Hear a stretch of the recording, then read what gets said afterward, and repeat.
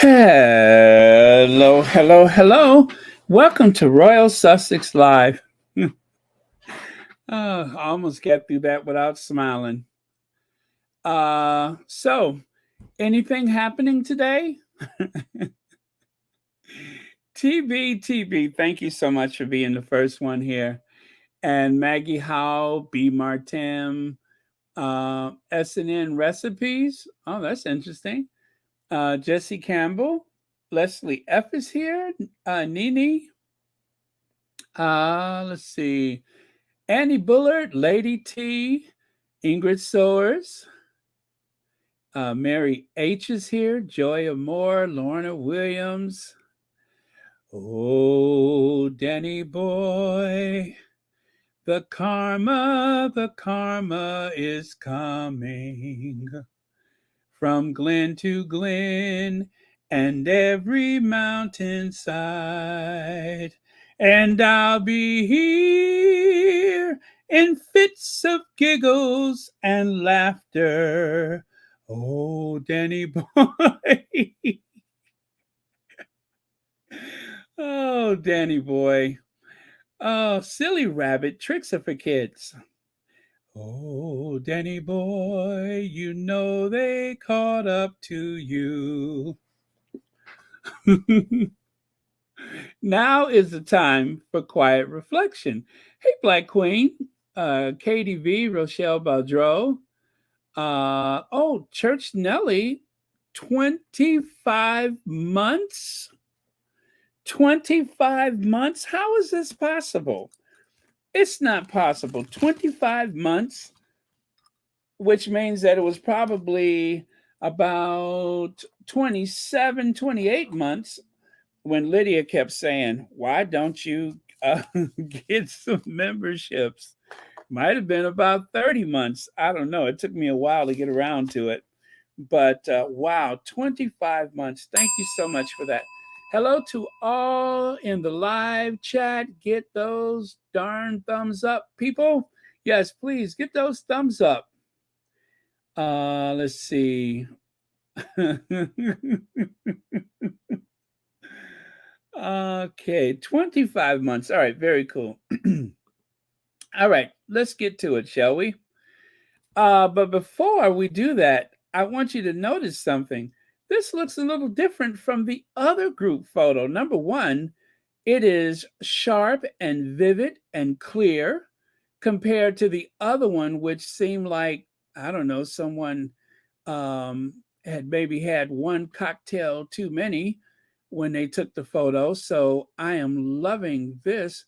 Let me see if I can find the old one to compare it to. But yeah, so it's a nice surprise. I'm here for it.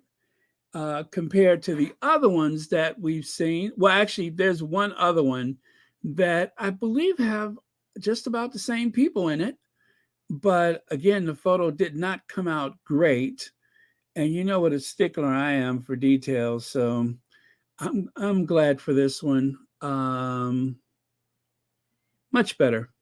But yeah, so that is one that just popped up on the interweb out of nowhere. Out of nowhere. I wasn't expecting to see anymore. But that is the great thing is that even after the fact, there are still other photos pouring in, and I'm always happy about that.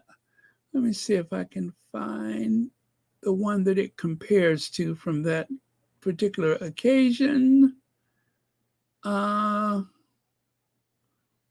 okay. All right. Well, that ain't likely to happen, I think, because as I've been saying, it's a little bit too small to see it. Anyway, but you know which one I'm talking about. So that is the new one that just came in, and I am again here for it. So keep them coming. If you're out there in the cyber sphere,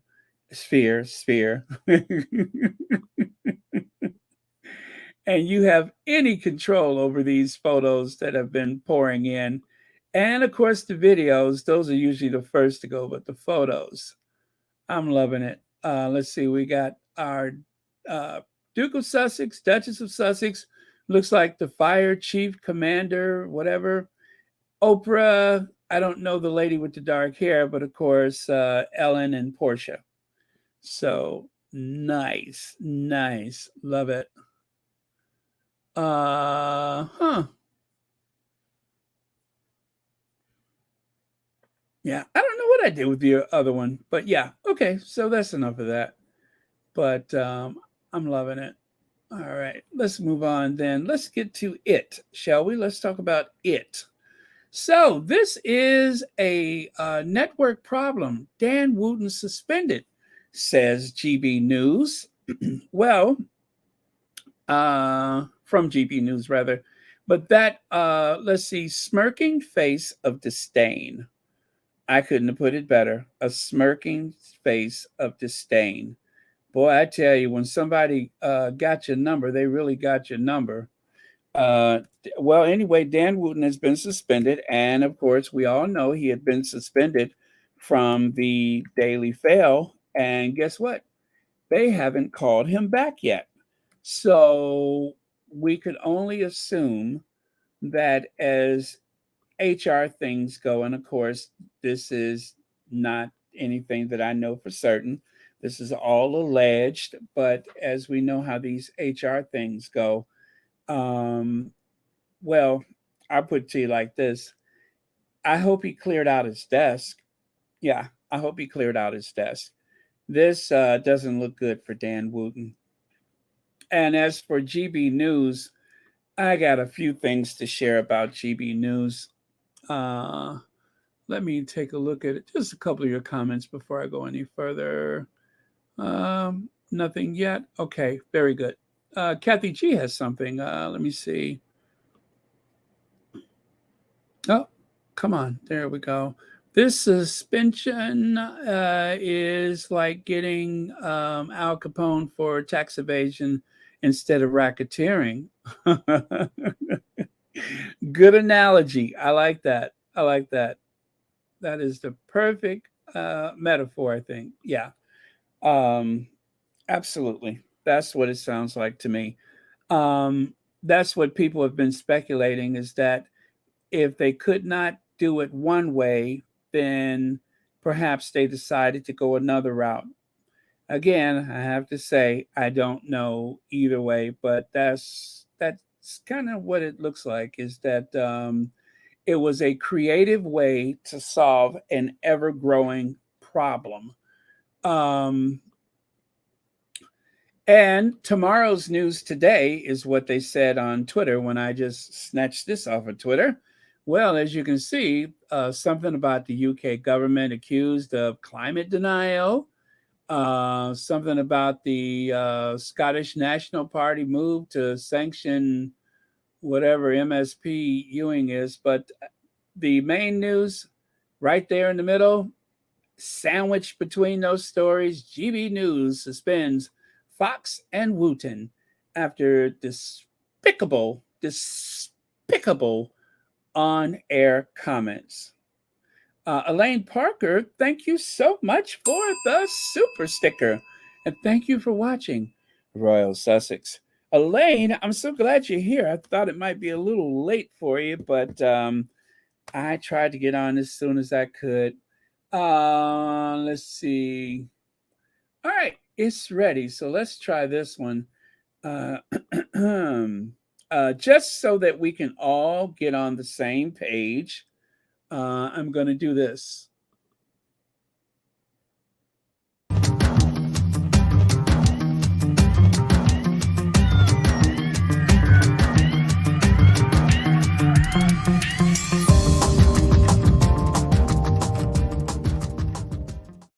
GB News has suspended its lead primetime presenter, Dan Wootton, and his co-presenter, Lawrence Fox, after regulator Ofcom pledged to assess the actor and activist's outburst on last night's edition of Dan Wootton Tonight.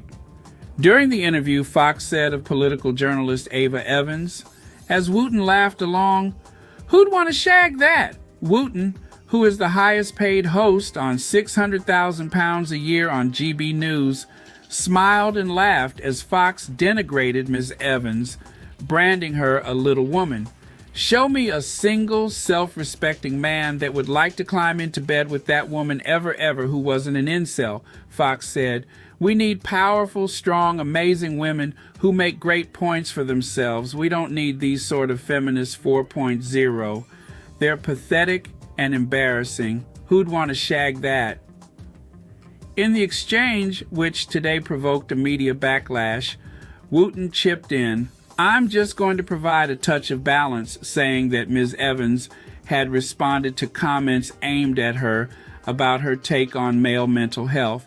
Then he added, she is a very beautiful woman. On discovering she was the target of both men's misogynist speculations, Ms. Evans said on X, formerly Twitter, Lawrence Fox just did a whole speech on GB News on why men apparently won't shag me. I feel physically sick. She later told her employer, Joe Politics, this is actually nothing to do with me. This is a producer-presenter problem. This is a network problem. Following Fox's suspension from the channel, Wootton posted on X, I apologize unreservedly for what was a very unfortunate lapse in judgment on my part. His comments appear to have prompted Fox to publish their private messages after last night's on-air exchange about Ms. Evans. In a tweet, Fox said, honesty is the best policy, and posted messages showing Wootton apparently using laughing emojis, writing of the exchange, can you imagine them freaking out in the gallery? As Fox replied, so much fun. X. Fox also published messages to support his claim that his interview with Wootton was pre-agreed with show planners and that GB News knew what he intended to say on air. Inevitable GB News chief executive Angelos Frangopoulos wrote to staff this afternoon announcing the suspension and promising to investigate the comments made on air by Lawrence Fox last night. Byline Times understands that it was the threat of staff insurrection over how Wootton, the show's executive editor, handled the segment and the apparent mocking of production staff per Fox's tweets, which led to Wootton's suspension. One senior host told this newspaper it had been inevitable. Other GB News sources suggest Fox and Wootton will never again appear on the channel. Senior newsroom sources have said Frangopoulos ignored warnings from staff members that the continual employment of Fox and Wootton was an accident waiting to happen.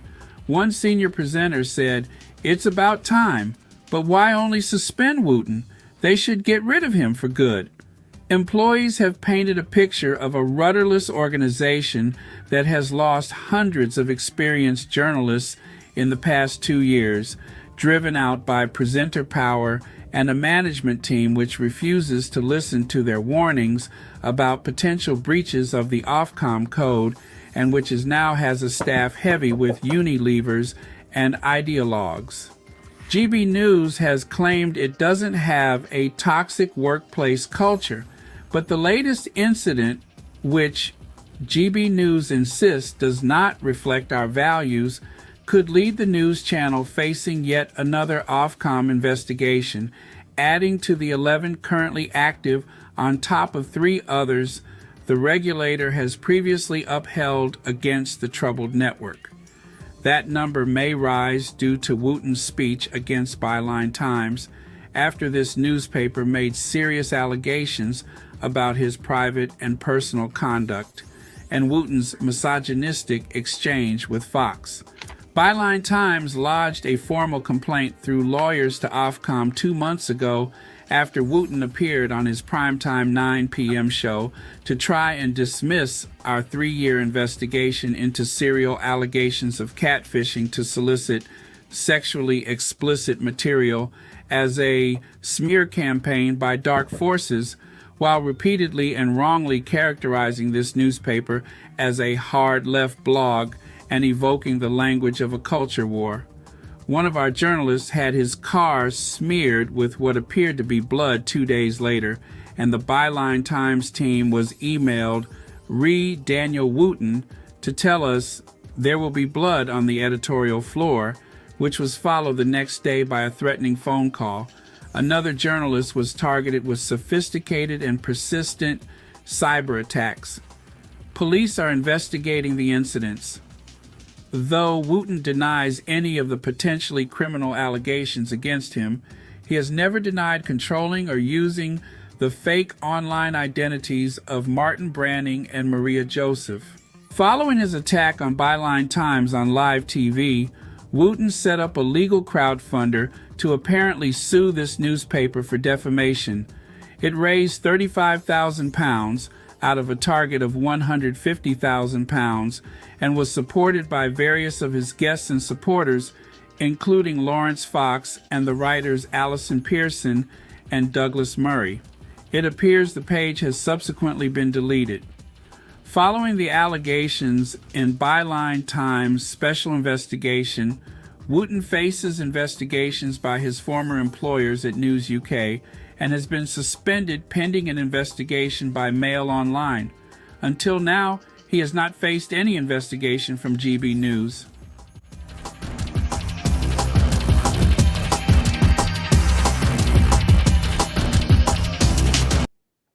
Well, well, well, if it isn't the consequences of his own actions. Alma Andrews, thank you so much for the super sticker, and thank you for watching Royal Sussex. Happy Wednesday to you.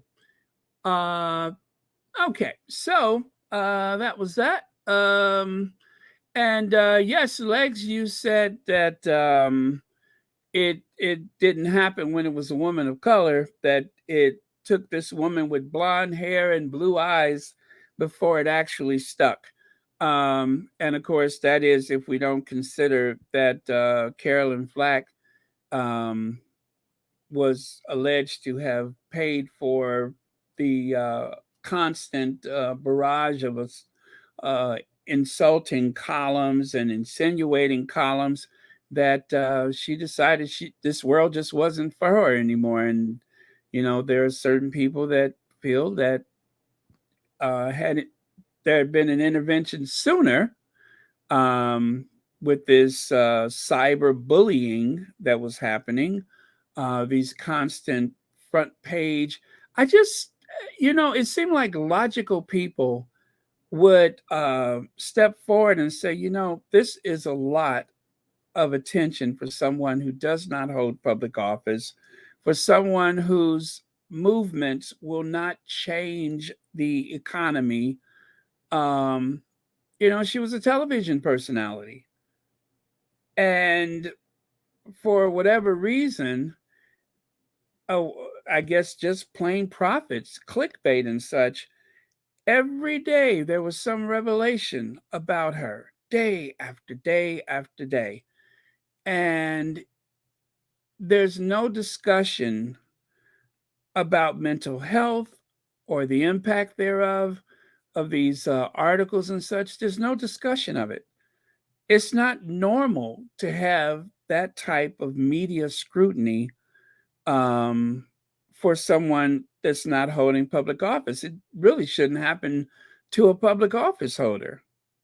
I mean, because the some of the stuff is just so made up. So, yeah.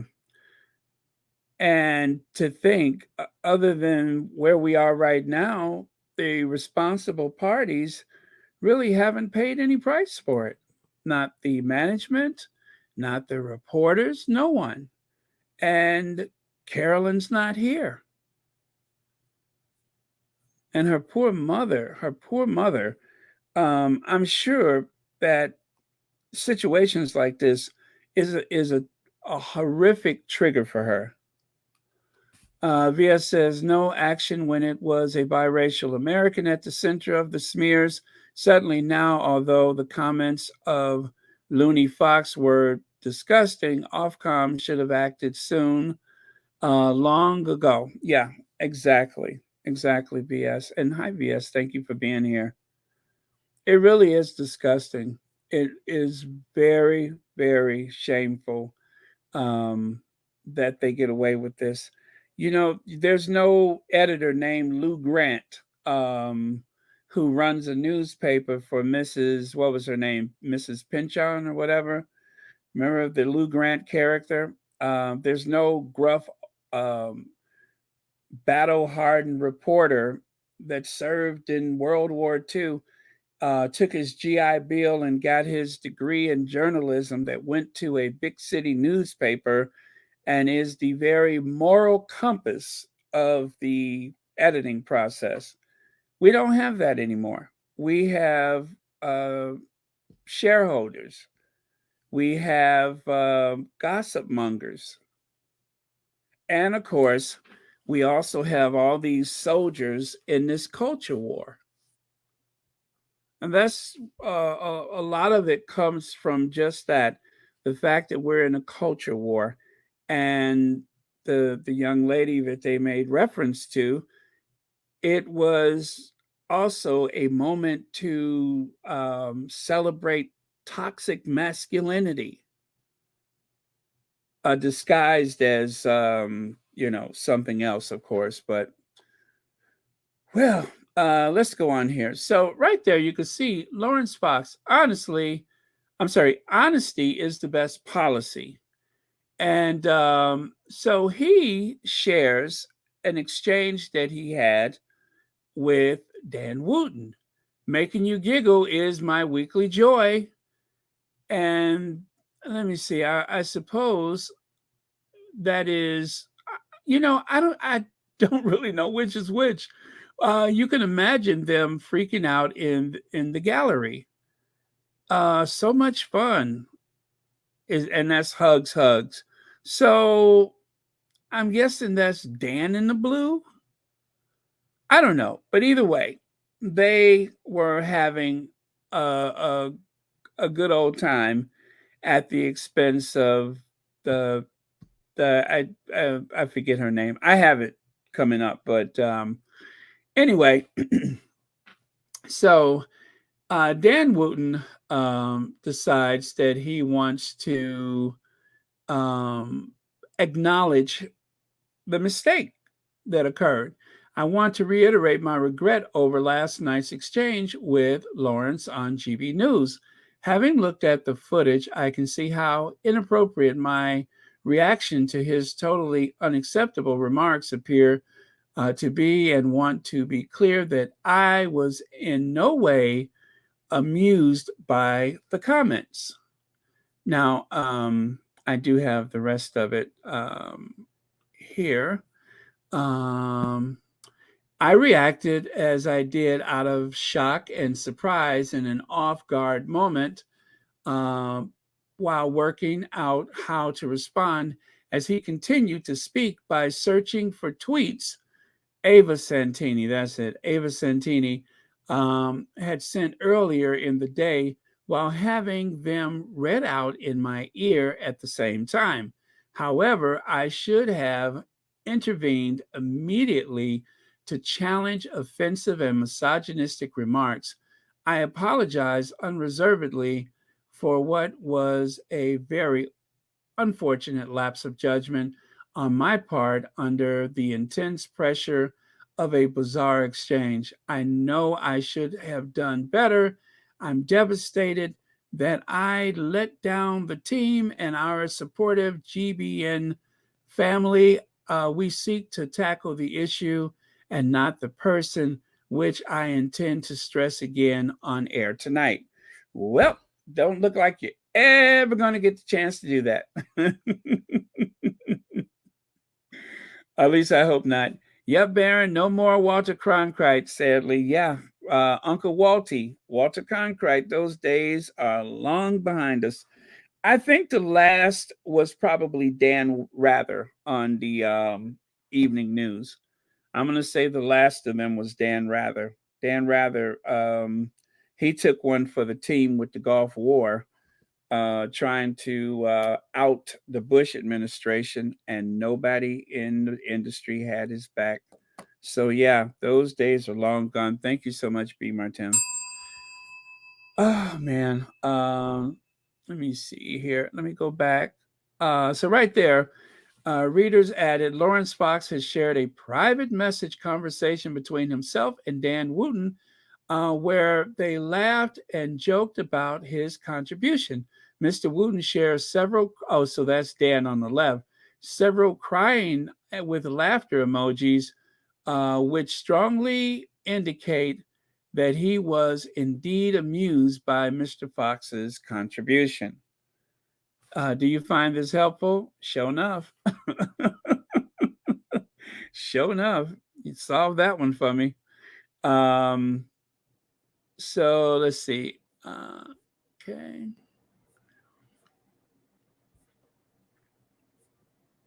All right. Okay. So let's go on here. So that, of course, oh, there we go.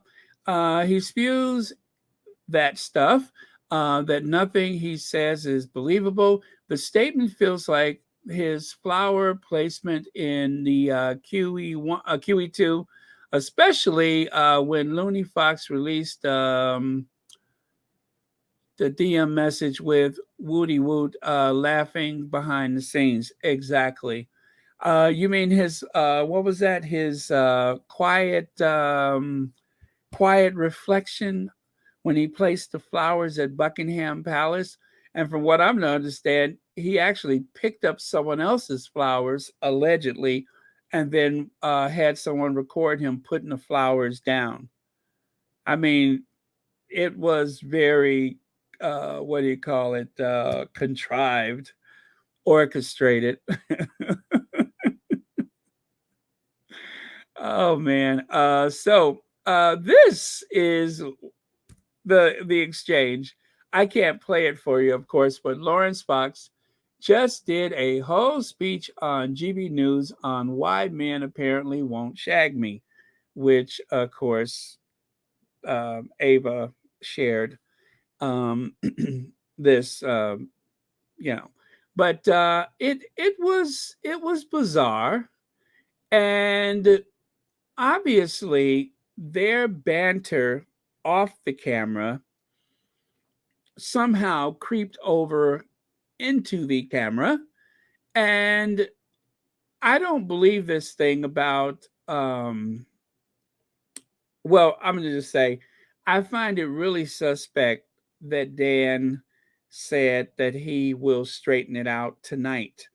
Um, Whoever was in his ear, the producer in his ear, was likely, if the producer was any good, was probably telling him to clean it up now. And maybe he was conflicted because of his connection to Lawrence Fox. Perhaps he felt as though he didn't want to come on too strong with his rebuke or with his caution to Fox because of their close working relationship. So maybe he thought he would see how it goes, if there would be any heat coming off of this. And yes, there was plenty of heat, and now he's suspended. So I can understand why GB News didn't suspend him before, because he hadn't done anything to violate GB News. It's stuff that happened before he got there. The police didn't seem to believe it had any merit for investigation. If they were investigating it, they certainly did not tell anyone. And of course, the Daily Mail, they didn't want him in their paper anymore. They're saturated with people that do the exact same thing that he does. They may not be as well known, but some of them are, some of them are not. But they have some good writers at the Daily Mail. The bad thing, though, of course, is that they are doing these hatchet jobs on people, and that character assassination seems to be the way of business there. But otherwise, they have plenty quality writers over there. And of course, the Daily Mail is a global newspaper. And in spite of Dan Wooten's presence, in the world, in the spaces that we occupy, most people probably don't even know who he is. So he doesn't have the global reach of a Pierce Morgan. which is probably what has kept him on the air all this time, is that outside of the UK, outside of the spaces that we occupy, I suppose most people don't even know who Dan Wootton is. So there's not likely going to be some report from an American news agency about this situation. They don't seem to really concern themselves with um, certain things going on in the UK. They just, if it's not the royals, they don't, or or the prime minister, they just don't bother, which is too bad. But it's really got to be something before we see it in the U.S. So right here, you can see journalist Ava and Evans. Oh, okay, Ava Evans, not the other one. Ava Evans says she is shocked and really hurt by Lawrence Fox's comments, as he is suspended by GB News after being condemned for saying on air who he wants to. Oh, so is that a bad word?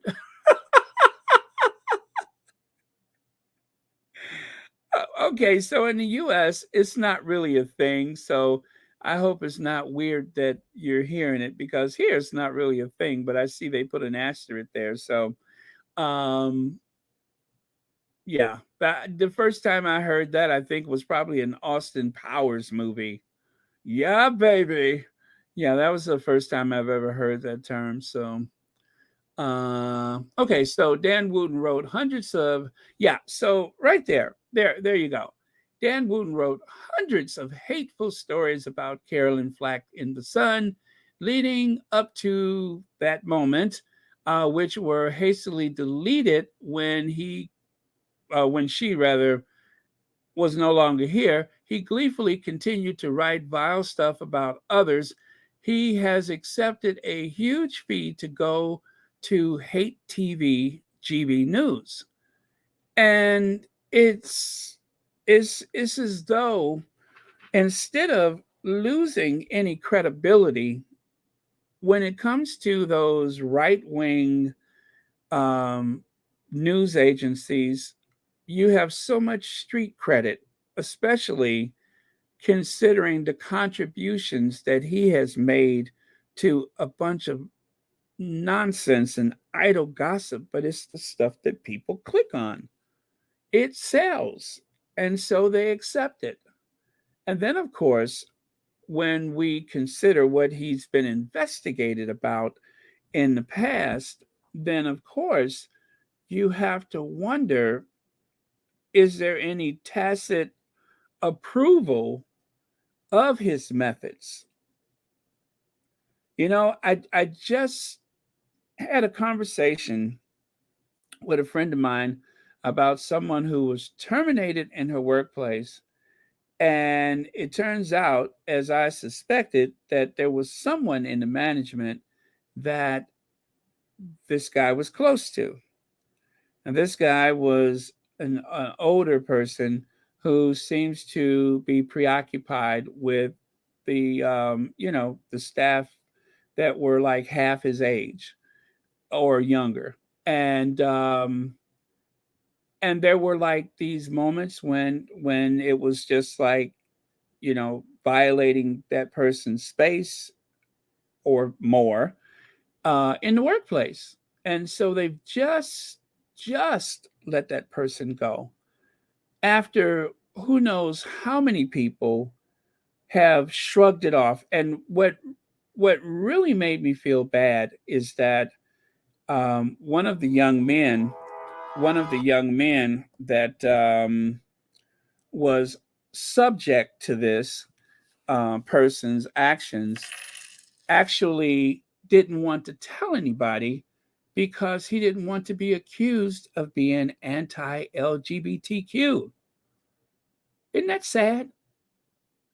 So, for the people that go through that type of stuff in the workplace, and to know that he has been, you know, uh, fingered as one of the people that perpetuates that kind of thing.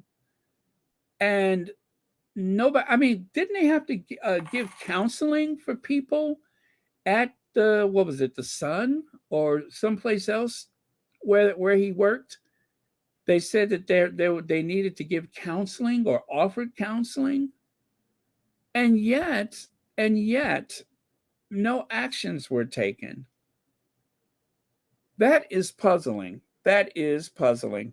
Let's see. Thank you very much, MB, for the Cash App. And oh, was that a back to back? Looks like it. Thank you very much for that. And thank you for watching Royal Sussex. Happy Wednesday. But yeah, so anybody who's gone through this in the workplace, um, you know, that it's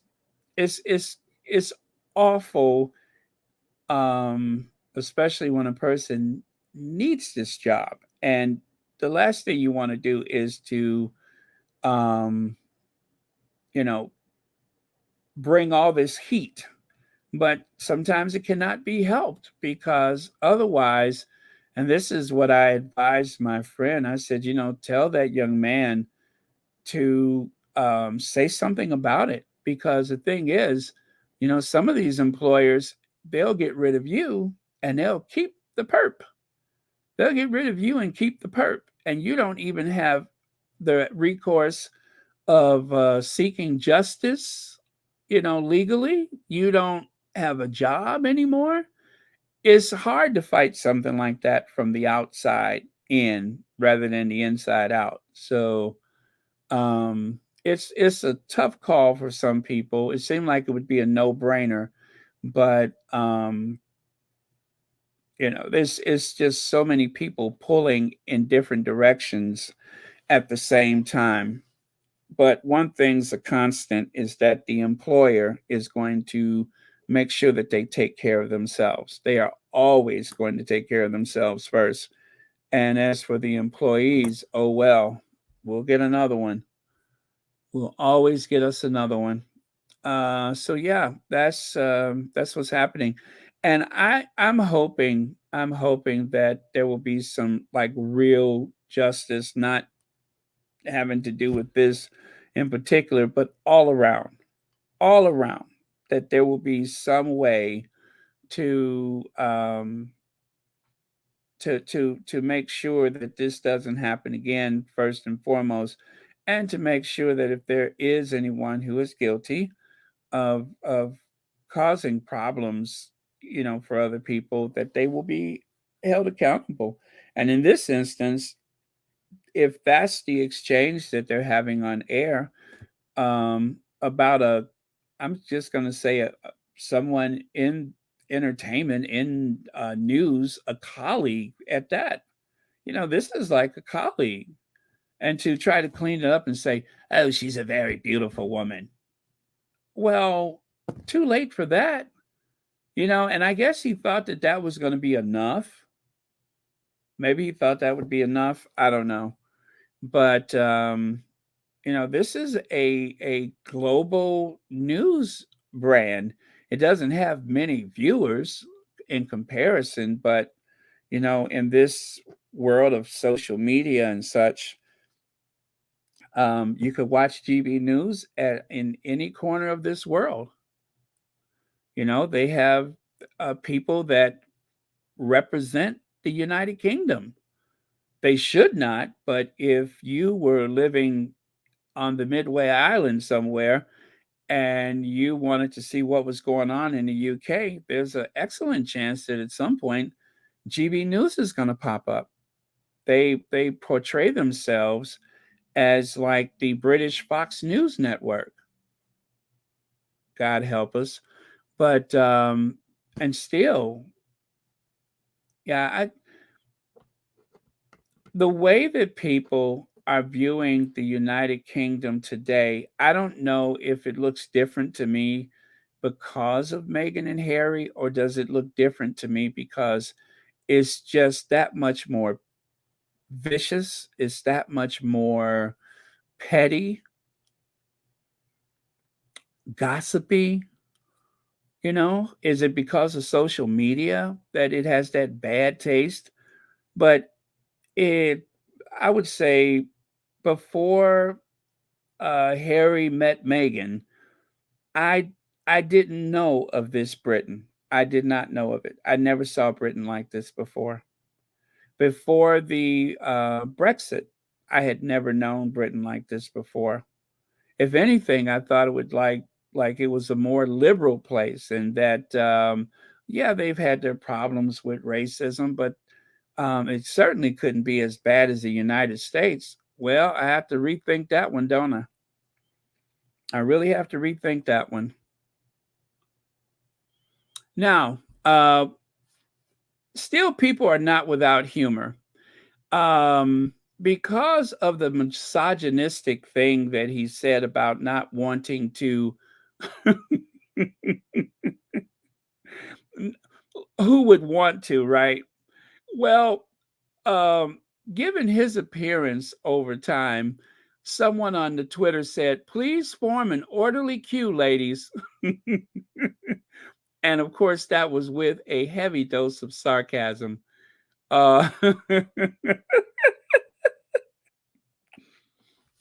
so for someone who seems to be particular about who he would and would not connect with, he got a lot of nerves. I mean, more nerves than one of those things we used to say back in the past. But um, I promise you, this looks like one of those people from Walking Dead. This looks like one of the dead from The Walking Dead. Um, I guess it's better to say those things without holding up a mirror to one's face, because this character right here, people have speculated that he may be self-medicated or something before he goes in front of a camera. I don't know. I don't really know anything about him, but I've seen hobos that looked more elegant, more well kept. I mean, vagabonds and hobos. I mean, a hobo looks neater than that.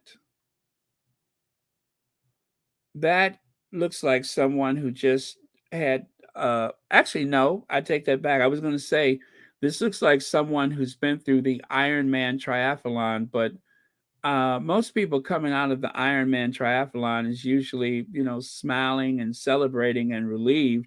But this is someone who looks like they have been interrogated. Yeah, this reeks of Guantanamo Bay.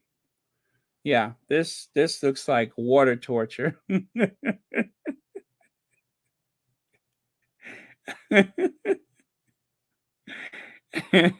I mean, it really just kind of takes your breath away, don't it? So let's say it again. Please form an orderly queue, ladies, for anyone who's interested. No pushing, no grabbing, no pinching, and certainly no biting. Just an orderly queue, and you shall get your opportunity. I got one more, though. Now, this looks like someone recovering from the global pandemic. It may very well be, I don't know. But this looks like someone who um, caught it early and still fighting it. And I bet you cannot tell him he is not the deal. You cannot tell him that he is not causing it, that he has got the look that everyone's after. All of those superior genes, right? All of those superior genes. Um, all of that Aryan, Germanic, or whatever. Um, what is it? Viking breeding that has made him possible. Yeah, this is just what one fantasizes about when you think about. Uh, when you think about the Zeus or anything from the past, actually, this does kind of resemble some. Uh, does the word disheveled come to mind? Right? Do you hear disheveled in your head? Because I do. If you opened up the dictionary, I'm sorry, no, if you opened up the encyclopedia, Google, there we go. This is 2023.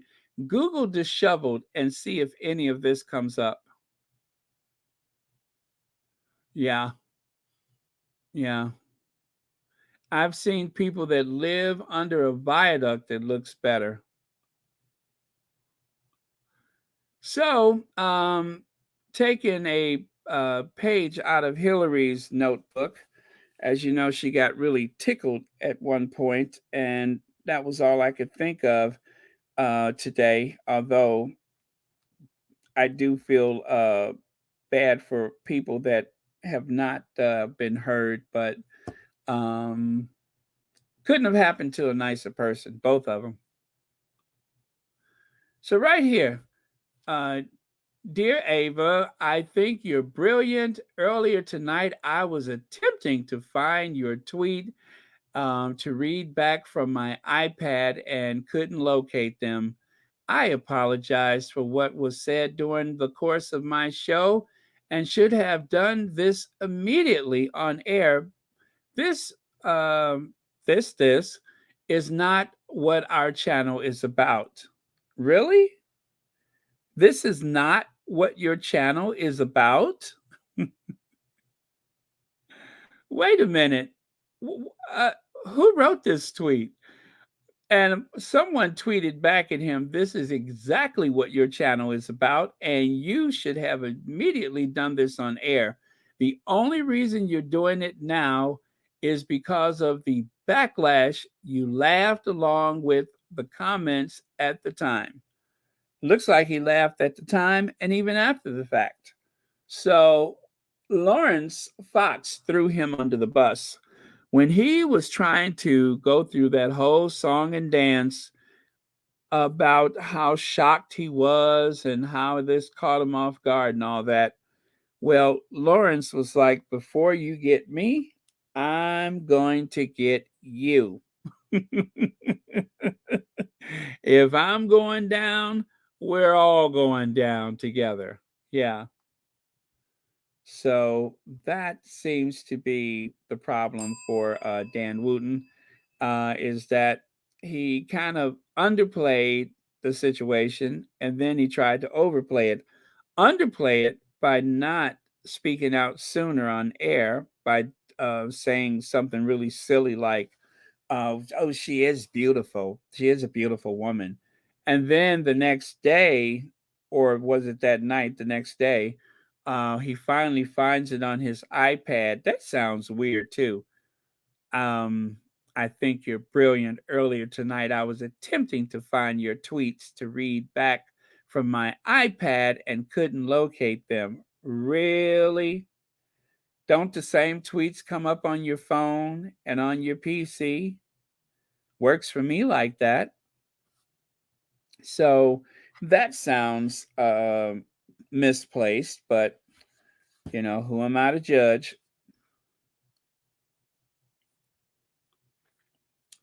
And then right here, you laughed as okay. I'm sorry. Let me see what's up there at the top. This is not what our channel. Yeah. You laughed as he was saying it. You made a whole speech about aspiring to be a broadcaster, not focused on personal attacks. And you literally host a show where your guests choose someone to attack without them being present. Right. Exactly. This is routine. This is routine. So this is not what we do, doesn't even make sense. Smirking face of disdain. Yeah, that doesn't even make sense. So this was a collection, or well, it was two videos. which I don't have those. And then the people at the bottom, that was just a still photo. But this is a tweet that someone threw out there. Now, let us continue. Dr. Shola, Lawrence Fox outstand Wootton, taking him down. There's no honor among bigots. uh, and let's see. And over here on the right, you know, sometimes Omid Scobie can be a little spicy. So Omid was responding to the Ofcon. Translation: we plan to shuffle paperwork for the next few weeks, then do something all about it. F, all about it. So, yeah, uh, Omid Scobie is making it known that nothing was expected from Ofcon. And then I'm not sure what bloop means, but I think that was his response to the suspension. Bloop.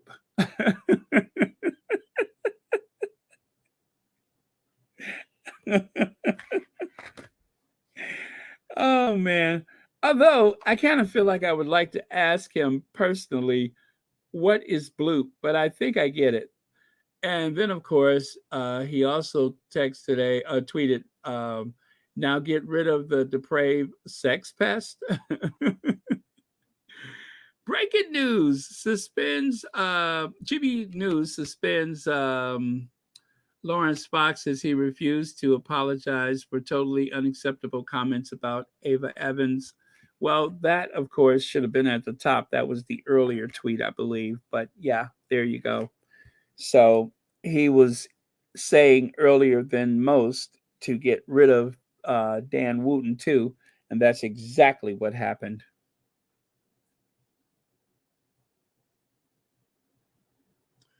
Oh, what's that? I've seen Nene Leakes on Real Housewives of Atlanta. She did that all the time. Bloop when she had a. Oh, okay. Thank you for that. Okay, got it. Bloop. I like that. I like that. I learned something new today. So, Dan Wootton's crowdfunder, which he claimed was to pay for legal actions against Byline Times, and which raised at least £37,000 from his supporters, has now been taken down. So, in case you don't know what taken down means, let me put it to you like this. If you tried to donate something, this is what you would have found: nothing. Page not found. Page not found. And how is it? How is it you're on television day after day? You are battling against everything from the migrant crisis to trying to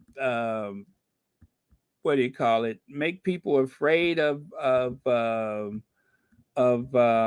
just about anything that's counter the cultural war that he's fighting. And so all of that, and you only were able to raise £37,000. I mean, that site has been up. It's been available.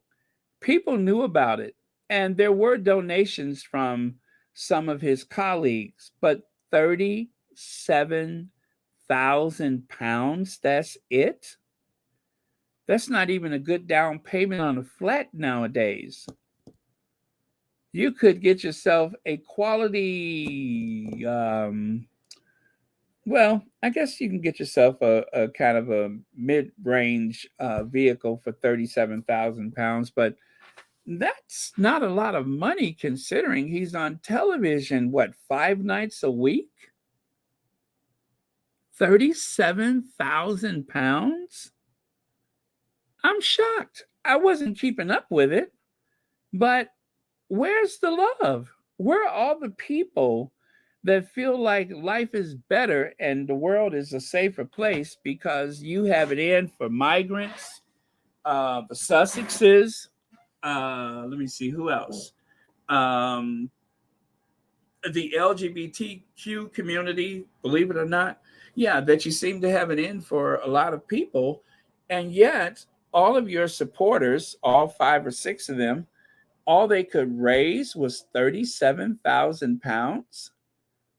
I wouldn't have believed it if y'all would have told me when he first, what was it, like 2, 3 months ago, when he first set up the fundraiser, or it was set up for him. If you would have said that by September, almost October, if you would have told me that that was all the money that they would raise, I wouldn't have believed it.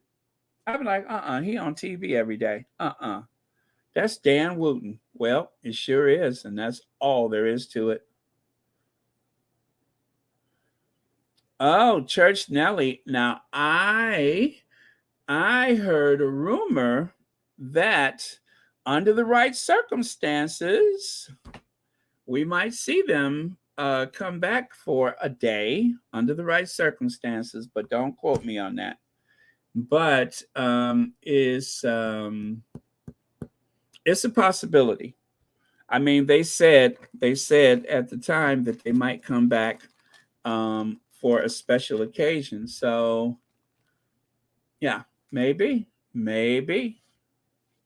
Let's wait and see. Let's wait and see. But I hope so.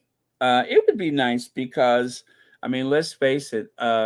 Tina and Michelle was fighting the fight way back when, and they took a lot of heat, a lot of flack.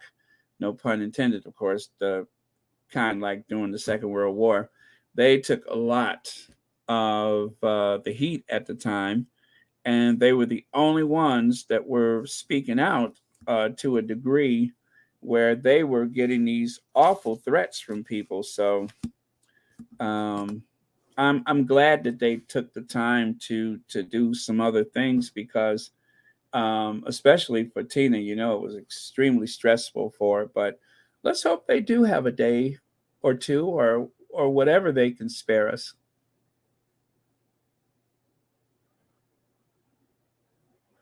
Let's see. LDSW says Dan Wooten has been chasing Ava Evans on X to say sorry, not sorry.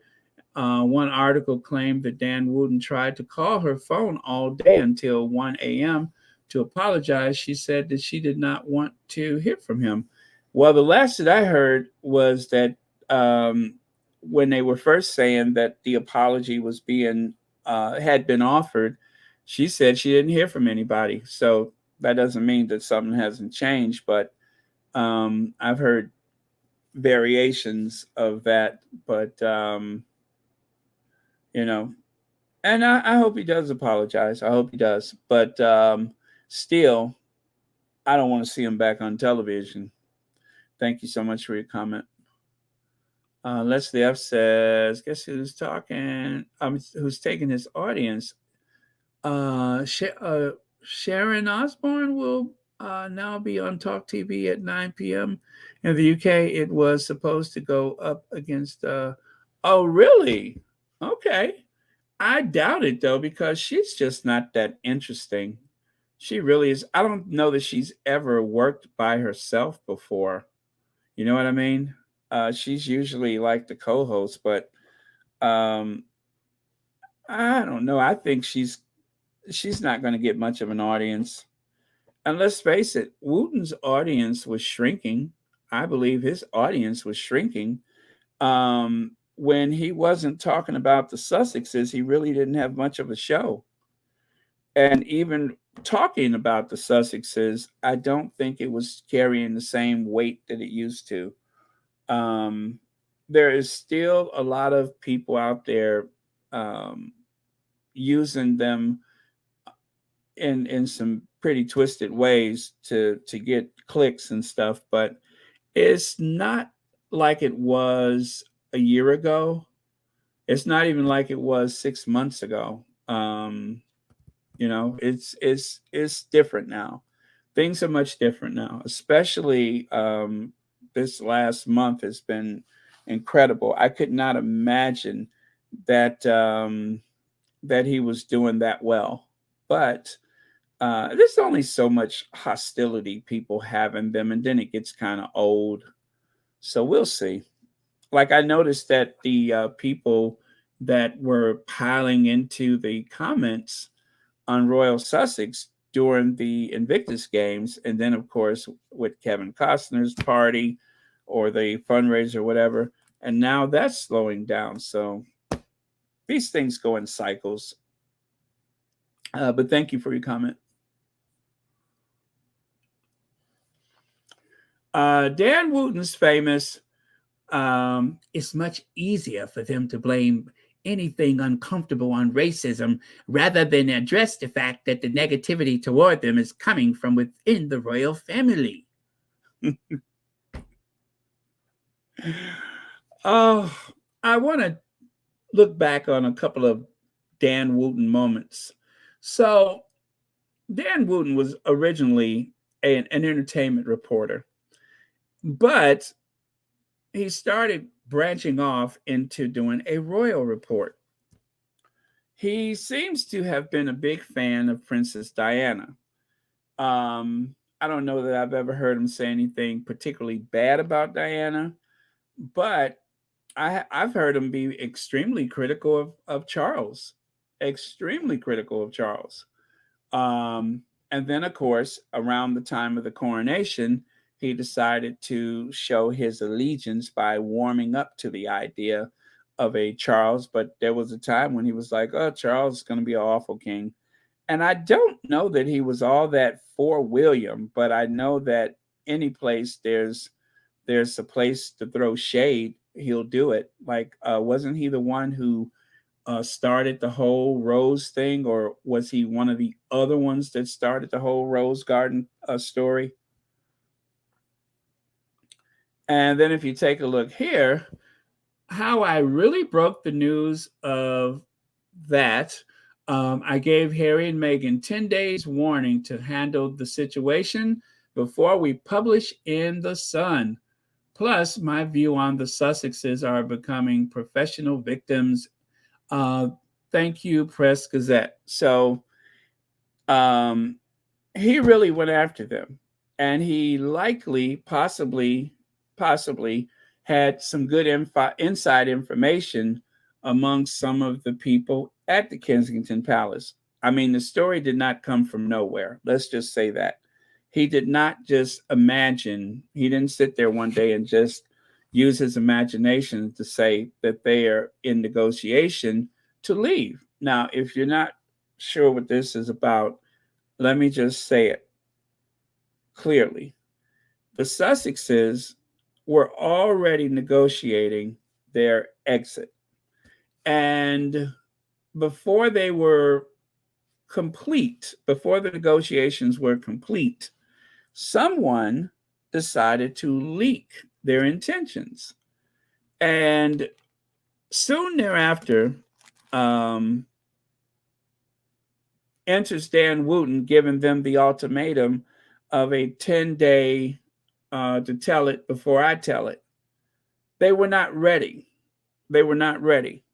And then what was really bad about that is that it gave the enemies and their, the people within the royal rota started fanning these flames that they didn't even tell the queen. The queen didn't know. They blindsided the queen, which was a lie. It wasn't untrue, it was a flat out lie. There was plenty knowledge amongst the queen, Charles, and William that the Sussexes were leaving, that they were trying to negotiate their way out. But instead, just like with other things that Dan Wootton got knowledge of, he gave them the ultimatum. Now, I believe there were a couple of people who, or at least one that I can think of for sure, who was living an otherwise very heterosexual image on TV, and then suddenly they gave this person the ultimatum, the son, while Dan Wootton was working there, gave this person the ultimatum: you either tell it or we'll tell it. And then it happened again, where someone was either you tell it or we'll tell it. So this is what led up to where we are today, is that Dan Wootton has been accused of using some very shady methods to get the inside scoop. And these are things that, in the big picture, is really nobody's business. Really, it's nobody's business in most cases. Or it can wait until that person is ready to tell it on their own terms. But um, he comfortably told the Sussexes, you got 10 days. And what you would think that the palace would have intervened and said, this is not the way to do this. No, it seems as though it was Kensington Palace, allegedly, that leaked the information. And of course, full disclosure, Dan Wootton went to school, or went to the same school with Williams' communications person, Jason Knopf. Just so happens. Now, we've never seen them pictured together, at least I haven't. We don't know if they have any discussions. I've never heard of any. However, there is that very odd coincidence where you have Jason Knopf, who's in the thick of it. Jason Knopf, who was willing to turn over the emails that he thought would be the most incriminating against Meghan. Jason Knopf, who was concerned because people were telling him that Meghan was a bully. I mean, that's where that all started. And they happened to have gone to the same university in New Zealand. They were there, I believe, at the same time. And even if they weren't, they had that in common. They certainly had to know of each other. But again, I have not seen any proof about that. It's just this massive coincidence. So, this is someone who is long overdue for their comeuppance, long overdue. And I hope that we have reached that moment. If not, I will just, keep my fingers crossed and keep waiting and waiting and waiting. But every dog will have their day, that's for sure. So over here, Prince Harry and Meghan Markle today announced they would be standing down as senior royals and moving to Canada, leaving the Queen deeply upset and Prince Charles and Prince William incandescent with rage. So he got to be the first person to throw that out there after the 10 days, I suppose. The couple rushed out a bombshell statement after their plans were exclusively revealed in The Sun, but the failure to consult the other royals has triggered outrage. You see that? You see that? Now, Harry said that they had been in negotiation, but Dan, he had knowledge of it. He was able to have leaked to him their intentions, but yet he omits the part about them having been in negotiation. He pretends as though this was just, thrown out there willy-nilly without any consideration to the Queen. And now the Queen, having been in the public eye for what, at that point, 68 years, 69 years, 68 years, the beloved old lady. This gives him and the rest of the tabloid media an opportunity to accuse Harry and Meghan of being, of abusing an elderly person. Essentially, that was the way it was supposed to appear. first Philip and then the Queen, right? And that the reason why that is so dangerous is because it creates an air of hostility that can get someone hurt. And that smirking, sly, grinning, evil individual could care less because it's all like a big game for him. It's all like a big game. And not just for him, but for everyone that does that work. It is a huge game. It is so comical. It is one-upmanship. It's the idea of getting a scoop. You know, and I think maybe they get off on this idea that people in the Sussex's position, or even in Charles's role, any of them, that they can get them to squirm, that they can tell them what to do, that they can be ordered about, they can be given an or else. I think they get a kick out of that. I really do think. I mean, when you look at Dan's eyes, it's like there's no soul. It's like you're looking at a serpent, like you're looking at a snake. There's no soul there, just predator. That's all you see is predator. There's no regard for anyone. Yeah, I'm a snake. I'm going to bite you. I'm going to either poison you or constrict you, but either way, you're going to go. And that's all to it. It's not personal. I am a snake. That's what I get. That is what I see right there. Someone that lacks a soul. And there was even there was someone who had a confrontation with him on the GB News, and he just told him, he said, "You're a very dangerous person." He said, "You're dangerous." I forgot who that was, but I saw the clip of it earlier, and they just looked at they were going back and forth with Dan Wootton, and he just said, "You're very dangerous. You're a dangerous person."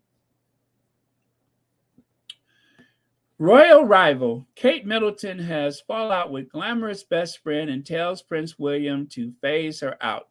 The Duchess of Cambridge views Rose Hanbury as a rural rival, and the fallout is much worse than first thought.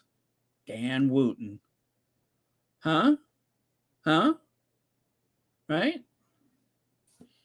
And this is the same Dan Wootton who probably would have moved heaven and earth if he thought he could have gotten anything compromising to do with Harry. Prince Harry naked. Thanks, TMZ. Prince Harry still manages to look hot even in the North Pole. Love it. Very professional. Very professional. Journalist or just a gossip monger. Hard to tell the difference.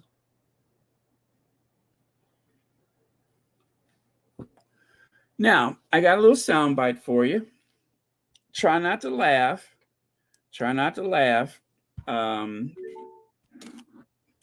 But it is the height of hypocrisy. Okay. But those are just a few of the screenshots from this very, very short video. I don't know if they know that we can hear them. You know how they say, "One country you wish." You know how they say, we can hear you. I don't believe they know we can hear them. In a number of companies, some of them well-known brands, have decided to stop advertising on GB News. And those companies saying, "Oh dear, we're going to have to withdraw from advertising with GB News." We're not getting the advertising. The truth is, though, that we are subject to a massive advertising boycott. They've bowed to pressure from a fringe group called Stop Funding Hate. Stop funding hate and stop funding hate. Stop funding hate. Stop funding hate. I've got lists and lists of companies that have had advertising with us and that have withdrawn their advertising. Here's an example from just this week. Someone tweeted, "Are you really going to do you really want to be aligned with this channel? And just apparently that was enough for them just to go, Yeah. oh, you're right. One tweet, right? Yeah. One tweet. Yeah. They duly agreed, and the baying mob, they were delighted. Grind said, we'd like to thank you for bringing this to our attention. Needless to say, we've pulled all future spend from GB News. When a new advertiser comes on board, a campaign starts almost immediately to get them to leave us. Stop funding hate and stop funding hate. Stop funding hate. Stop funding hate. Stop funding hate. Stop funding hate. So that is pretty clever, because what they've done is that they've done a mix of them saying stop funding hate. So it's like you can take the words right out of their mouths as they're telling you to stop funding them on GB News. Very clever. And that video comes from Stop Funding Hate.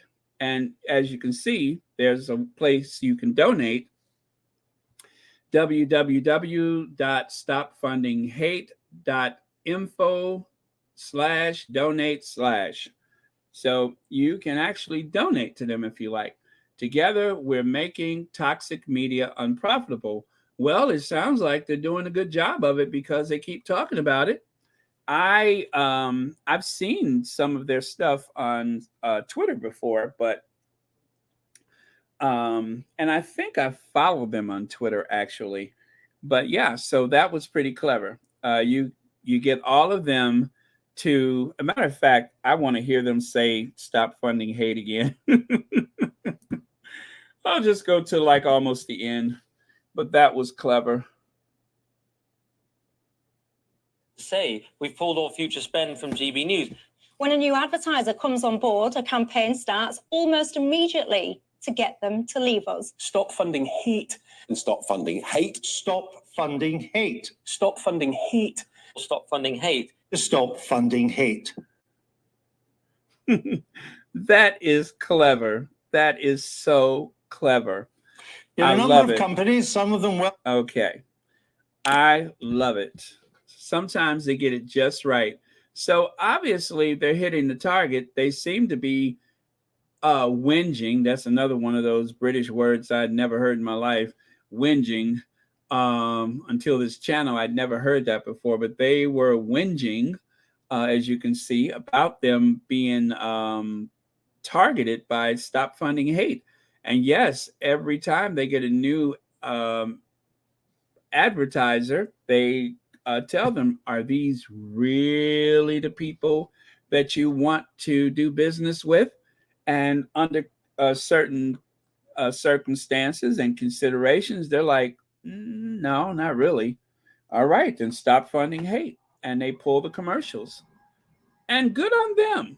Good on them. It should not be so profitable to do the kind of things that they're doing from their bully pulpit, where they can make people's lives threatened. I mean, that people's lives have been threatened because of tabloid media.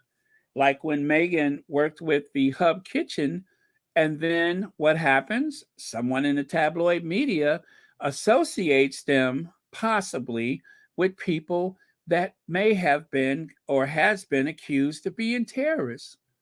These are housewives, mothers, grandmothers, and all of a sudden, there are people calling the Hub Kitchen, people leaving notes threatening them because of Meghan. If it wasn't for Meghan, then that wouldn't have happened. That should not have happened. And the palace did nothing about it. Harry's negotiating, they're leaving the institution, and they could have done something about that. They could have stepped in and said something to Dan Wootton or the Sun or whomever. They did nothing. They did absolutely nothing. So, yeah, it's very frustrating. So right here, there is Ava. I'm reading your libelous tweets. Now, I'm not sure who's that directed toward, but she says, me reading your libelous tweets. She's in a pub somewhere and guzzling a beer and just reading the tweets. Now, I'm going to tell you something that's really creepy. Now, someone on Twitter zoomed in on the corner across the street from the pub. And from that, they were able to go to Street View and figure out exactly where she was. I'm not sure what to make of that, but that was very creepy. They zoomed in on the pub across the street, which of course any of us could have done that. But the thing is, only that one person that I know of was the one who did it. And that way, now everybody knows, or should we say, possibly the worst people know where she goes for beer or ale or whatever she's drinking. Yeah, so that's why I said these situations can definitely get someone hurt. They can get someone really, really hurt. And then someone tweeted, there's no one I'd rather be in the company of this evening than the fearless, inimitable Ava Evans. Yeah, Santini Evans. But yeah, that was, I saw that and I was just like, wow. Yeah, someone posted that on the Twitter. They zoomed in and figured out the location and made sure that, and I'm not sure what that's supposed to mean, but that's what happened. So one of the squaddies gives us an overview of Dan Wootton's obsession. Here's just a few of the articles, the tweets featuring Harry and Meghan. Mostly Meghan, of course. Those are just a few. And he has definitely made a name for himself using the Sussexes. And he's not the only one. There are people who have used the Sussexes to maintain their position on television day after day, 5 days a week. Like Piers Morgan. Piers Morgan got a really good ride from the whole Harry and Meghan thing. The Lorraine Show, Loose Women, Russell Myers, all of those people. And of course, Angela Latrine. And you would think someone of the stature of a Camilla Tominey working for the Telegraph and all, just as bad as the other ones, all of them. Robert Jobson, who disguises his abilities and talents by being just another royal rodent. It's incredible because they're very talented people.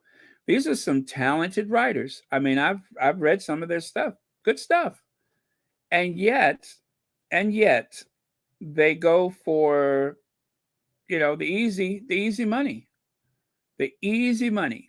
Endless speculation about what this means, and this is a nod to so and so, and source, and inside source, and a palace something said so and so. That's what they do. And the Sussexes, well, they're doing their thing out in Montecito, and I'm pretty sure tonight they're probably kicking back with some popcorn and reading some things off social media to one another.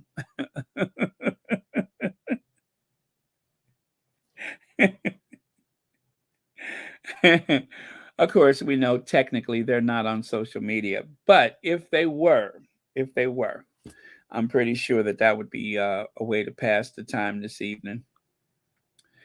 Now, this piece of work right here, I thought this was a little funny. That, of course, is Elon Musk. Burning it down, of course, burning it down.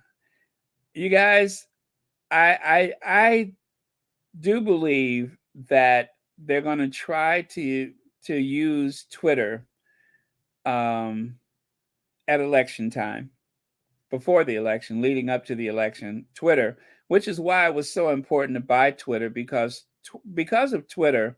Twitter worked as a huge equalizer. As it the Sussex squad has been very effective because of social media, right? And that is a very important tool. And Elon Musk seems poised to take that away from people. He's messing with something that wasn't broke in the first place. And the fact that he's losing money, I've been saying it, I'm going to say it again. It is a culture war. It is a fear of brown people. It is a fear of the fact that the Western civilization, even though it is still predominantly European, still predominantly white, there's this fear, the fear of others. It's okay to go to these other lands, to invade, to wage war, to steal the resources, to steal the treasures. But we don't want them over here. We don't want them here. The only way we want them here is if they're working for us. If they're doing the menial tasks that we choose not to do. That's the only capacity, but not too many of them. And that just, a lot of this is really a reaction to mass immigration, migration, whatever you call it. That is what fuels the Tory party. That is what fuels the Republican Party here in the U.S. And it is something to be concerned about, because you don't know who's coming across the border. Yes, the majority of people just want to work like you and I, but then, of course, there are some bad actors. Then again, maybe if the West wouldn't have wage war where they come from, or if the climate change wouldn't have caused drought and unusual weather patterns, or if we hadn't stripped all the... Do you know, guys, know that some beverage companies will go to another country, deal with the politicians that are, some of them are pretty shady, and they'll get the water rights. And whereas you, your whole life, may have walked maybe a few meters to get water, that water is no longer available to you. It belongs to a beverage company from the US. And if you want the water, now you got to pay for it. You got to buy it from us. And you got to let us put sugar and corn syrup and flavors in it. Then you can have the water. And that's happened in a lot of places. So this whole fear of others, well, I tell you what, there's a lot of people that were minding their own business. The next thing you know, here comes the Europeans. I'm sure they felt the same way. Okay, so Half Adams, Patrick J. Adams, I miss my friends. Now, this was interesting. Patrick J. Adams posted not just pictures of Meghan, but pictures of all of his colleagues from the Suits. But I only took the photos of Meghan to share. And yeah, he says, I miss my friends. And then there was a few other things that he put on Instagram. And unfortunately, people started saying, oh, I think this means that Suits is coming back. And I think that started a bit of a headache for some people, with the phone calls and the emails and stuff. Is Suits coming back? Is Suits coming back? Love this photo right here. But yeah, so there were a few photos of Meghan, a few photos of the other people, and even a photo of Patrick J. Adams. And then, without warning, he decided to go to Instagram again and say, the last couple of days, I foolishly and thoughtlessly let a trip down Suits memory lane distract me from the very real and ongoing fight everyone in the, you know, think that's the writers union, continues to wage in the efforts to win our membership realistic 21st century compensation and protection. And I think that covers actors too, right? It was an embarrassing oversight for which I am incredibly sorry. So grateful to those who gently and swiftly course corrected me here, and I look forward to continuing the fight in the days and weeks ahead. So, Screen Actors Guild, something, yeah, SAG, yeah, Screen Actors Guild, something strong, whatever. But yeah, so that's what happened. So he's taken it back. He thought it was probably not a good idea to share the photos, but he was feeling nostalgic, kind of missing the good old days, and that was what 7 years of his life, and so he's kind of taking it back, I suppose. But yeah, so that happened at some point. Now, this person right here. Do you know how stupid you seem for liking this pair of lying grifters? They are finished. We are finished with them. And what does that say? Get a grip, stupid. I think they meant me. One more time. Do you know how stupid this seemed for you liking this pair of lying grifters? We are finished. I'm sorry, they are finished. We are finished with them. Get a grip, stupid. So, of course, I'm like, who in the... So I had to go and check to see, just to satisfy my hunch, who they were following, right? Well, don't you know, the first thing that jumps out, GB News. What is it? Sean, what's his name? Andrew Gold, the Royal Rogue, Dr. Grande, Nate the Lawyer. Now, I'm not sure about Nate the Lawyer, but I think he's shady. I'm not sure. Whatever that is up there. Lady Colin Campbell, River, The Spectator. I know that's a conservative thing. Oh, the Royal News Network. And, of course, Talk TV, Ben Shapiro, Megan's Mole, The Body Language Guy, Padina, Black Belt Barrister, Murky Bag, Trevor Colt, Megan Kelly. Yeah, so that is who they're following, right?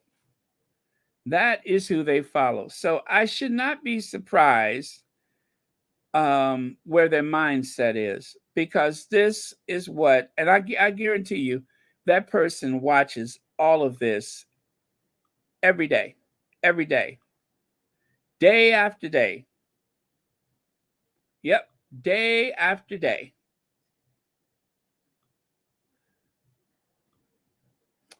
Anyway, that's enough of that. So let's go back to Kitty. So notice that, okay, green. She's wearing like the teal green color. Well, we all know where that comes from. Usually Kate wears a loud green, or, you know, just a regular, but she's wearing teal. Maybe not, a little replicating a look. And of course, the longer trousers. Yeah. Something got stuck in her shoe, sure. And you see what I mean?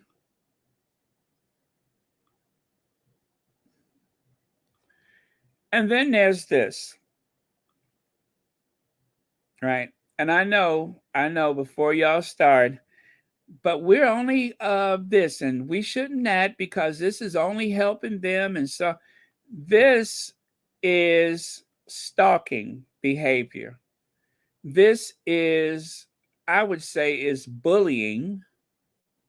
And at the very least, it might even be some form of intimidation. Whatever you want to call it, it's gone too far. It's way, way too far.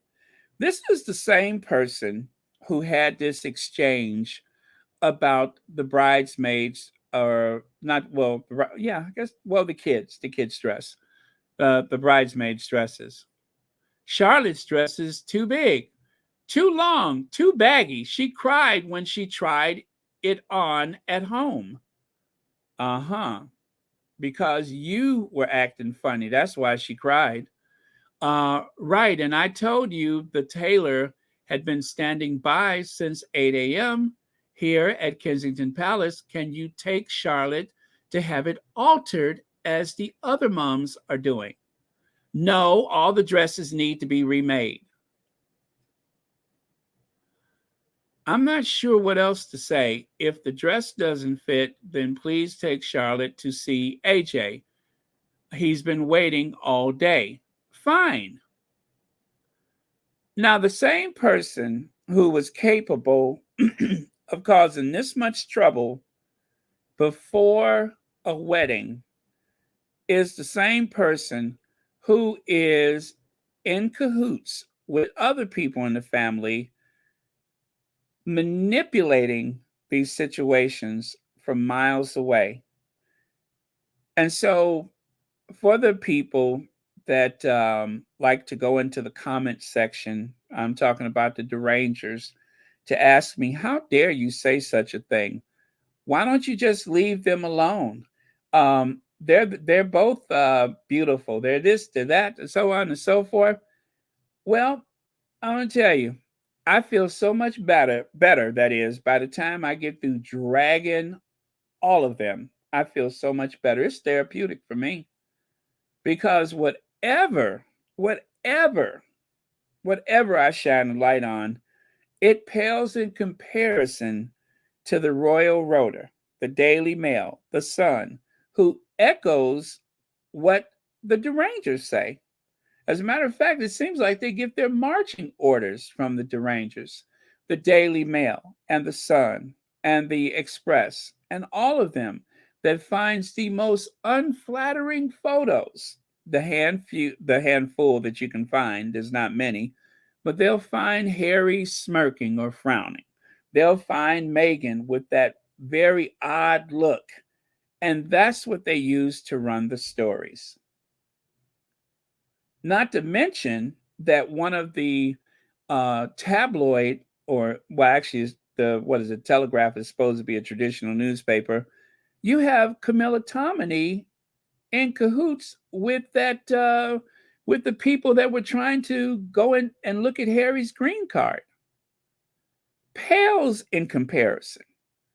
I'm just like a little, a little star in the distant Milky Way in comparison to the rest of them. I don't feel sorry for her. Sometimes I think I do, but then I see stuff like this and I don't, because this is well thought out. William goes to New York wearing the same shoes like Harry. William's wearing a baseball cap, something that he rarely ever does, so that he could be more like Harry. That's stalking. That is not flattery. It's not an imitation flattery thing. That is manipulation. That's stalking.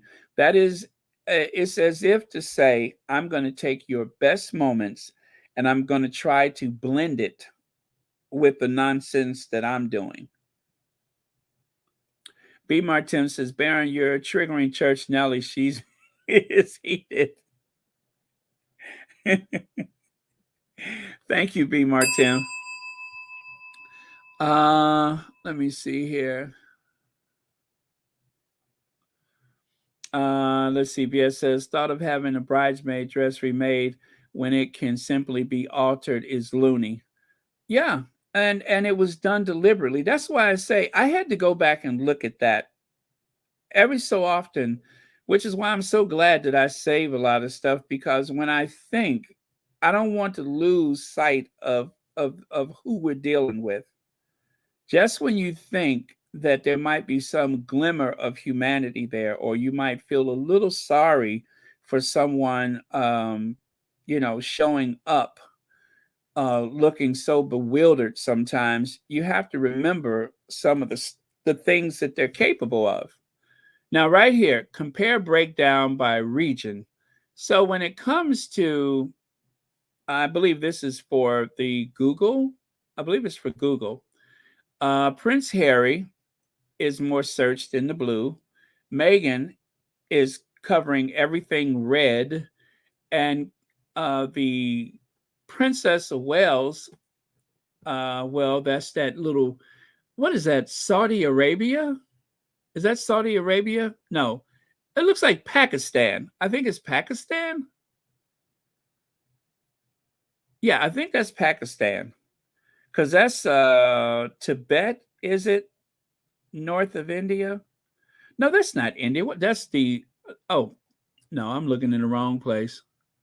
Yeah, that's India. That's India. So yeah, it looks like Pakistan. Looks like she's popular in Pakistan. And then the yellow, that of course is William. Looks like he's popular in, what is that, Turkey? Or is that Iran? Looks like Iran. So, wow. How about that? Now, take a look over here. Prince Harry, blue. Meghan, red. Catherine, green. Well, when it comes to popularity, not how much you like a person, but in terms of popularity by searches and everything else, Meghan. How about over here?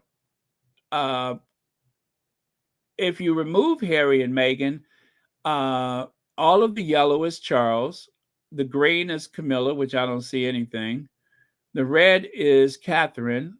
So Catherine is popular in the Northwest Corridor if you don't figure in Harry and Meghan.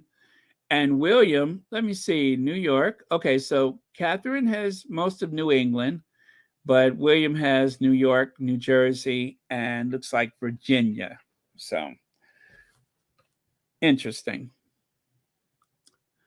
And then here, once you go over to Britain, I guess this is for searches again, because whoever posted this, they didn't leave the other information. So I think this is for searches, but because it looks so favorable for the Sussexes, I said, well, let me share it anyway. Compare breakdown. Okay, Charles has the UK and not much else. Over here, again, I think that's a repeat. Yeah, that's a repeat. Now, globally, Meghan obviously is the moment. And between Meghan and Catherine, as you can see, Kitty has a couple of places there. I don't even care what those are now. But there you go.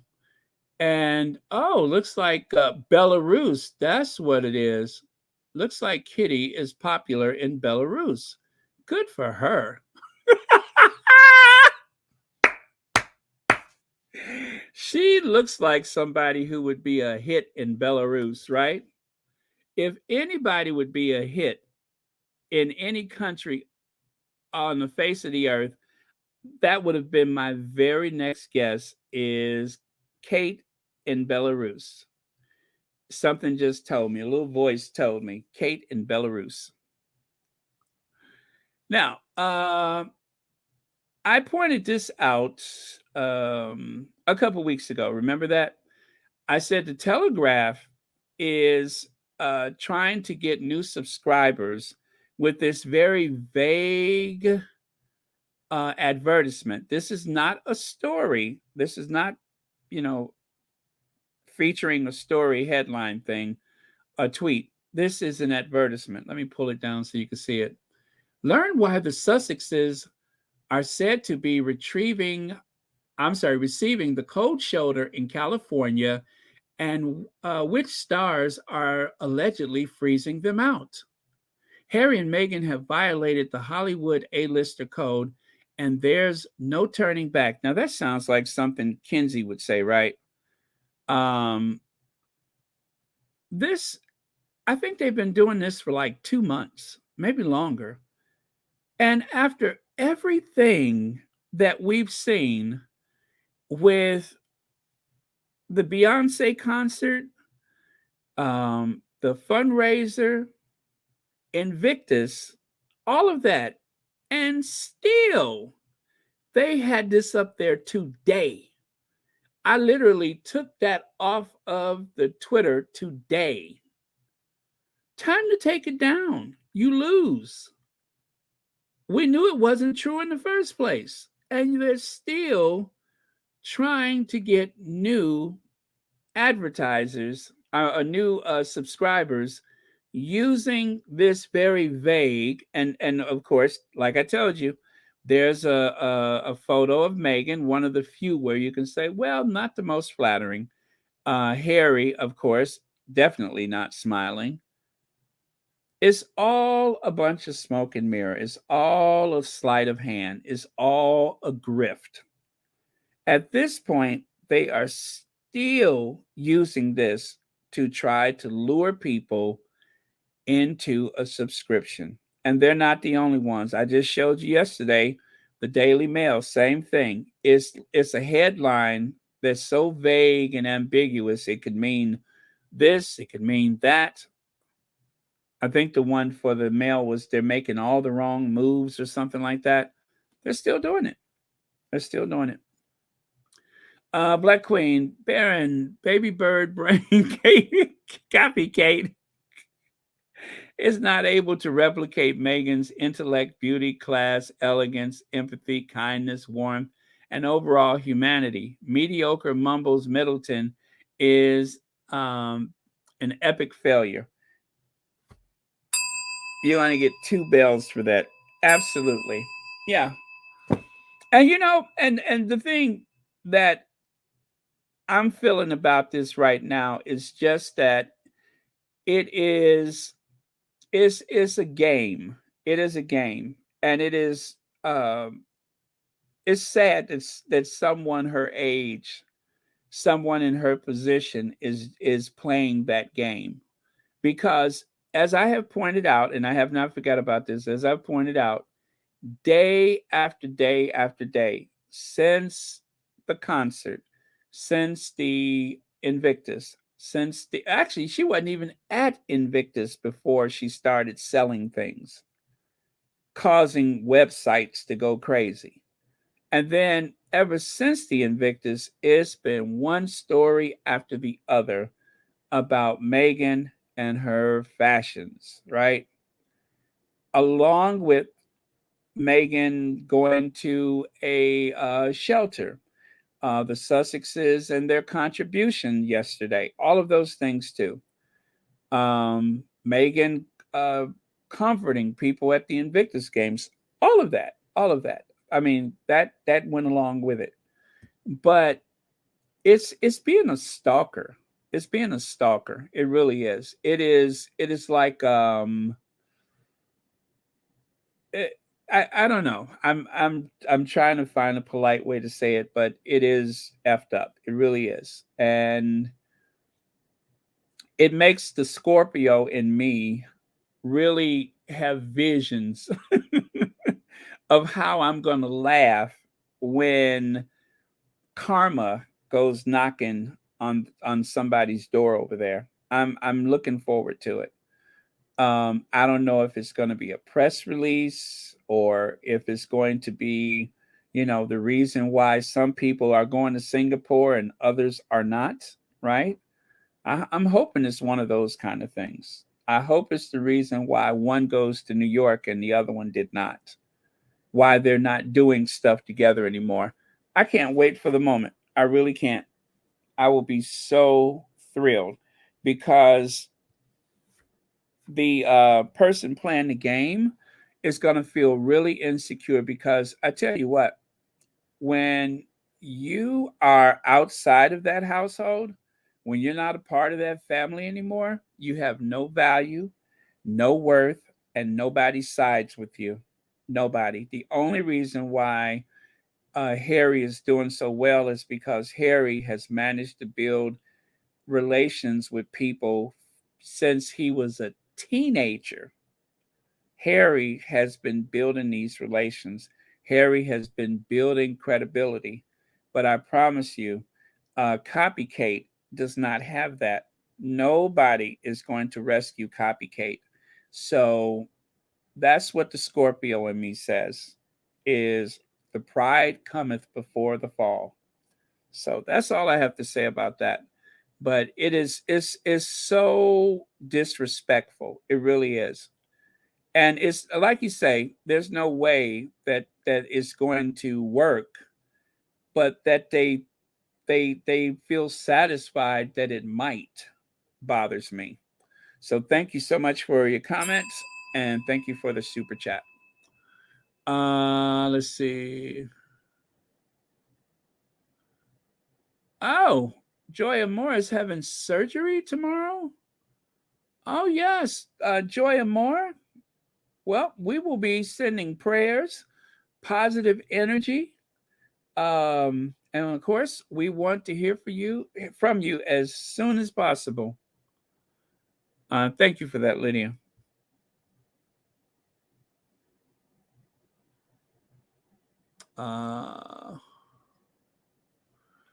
Let's see. No wonder the British media is demanding Charles III provide a room at KP to allow Harry and Meghan to visit, stay in the UK, desperate to continue grifting off of their names and the Sussexes and Sussexes.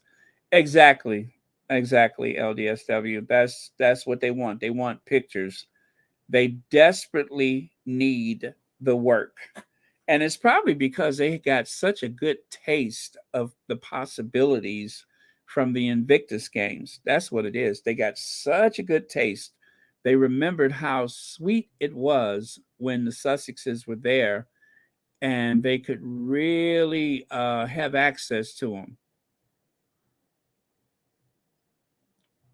them. Let's see. Scorpio within October or November, of course. Yeah, November. New Zealand's National Party sold water rights to Chinese companies. Maori and Indigenous wanted to keep water rights in New Zealand. White folks whinged about, so we all have to pay to Chinese companies for our water. See what I mean?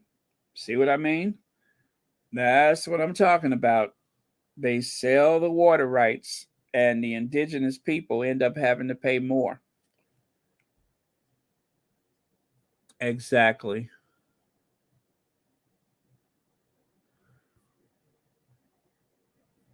Let's see. It seems like the Unroyal Macbeth three witches are all copying Meghan's clothes and style and are mental. Was it SWF vibes? Meghan, you in danger, girl. It's insulting. I'm insulted by it. You know, it's one thing to have the occasional something, but the methodical nature of it is what bothers me, is that it's so thought out. It is so thought out. Yeah. You know, and Mimi, I promise you, I don't want to be that person, but it's because of stuff like this. And like I say, the Scorpio in me is not the nicest person, especially when you mess with my friends, when you mess with my family. The Scorpio in me, I get more angry about someone messing with the people I love than I do about myself. I really do. I get more angry for other people's sake. That bothers me. It really does, because it's at the point now where it's old, it wasn't cute in the first place. It's a waste of their time. But it's as though when you look through the Google, instead, like if you want to go back and look at something, there's a good chance that the algorithm will spit out someone else that you're not looking for. And I wonder if that's the whole point of it. Let's see, Baron Swatties, I believe Lottie is having hand surgery tomorrow as well.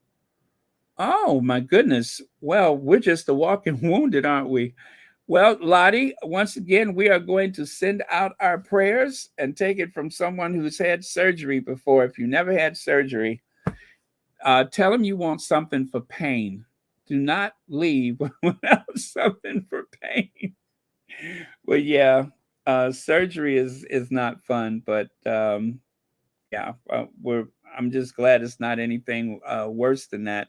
But yeah, we will be sending out our prayers. Thank you very much for telling me, Black Queen.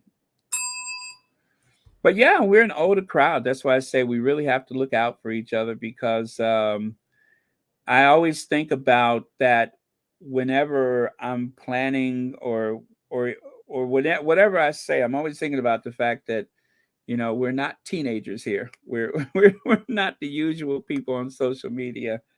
We're an older bunch, so the more serious parts of life impact us more so than it would younger people. And for those of you that are younger that are listening, just wait. You'll find out. You'll find out. That's why I always look at young people when they're rushing to be grown. I'm like, are you sure that's what you really want? You better enjoy this free ride while you have it.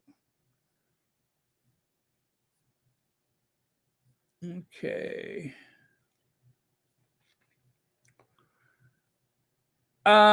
Speaking of getting there, I'm not going to say much about this. I've said plenty about her yesterday or the day before. I have nothing to say, but I'm going to say this much though.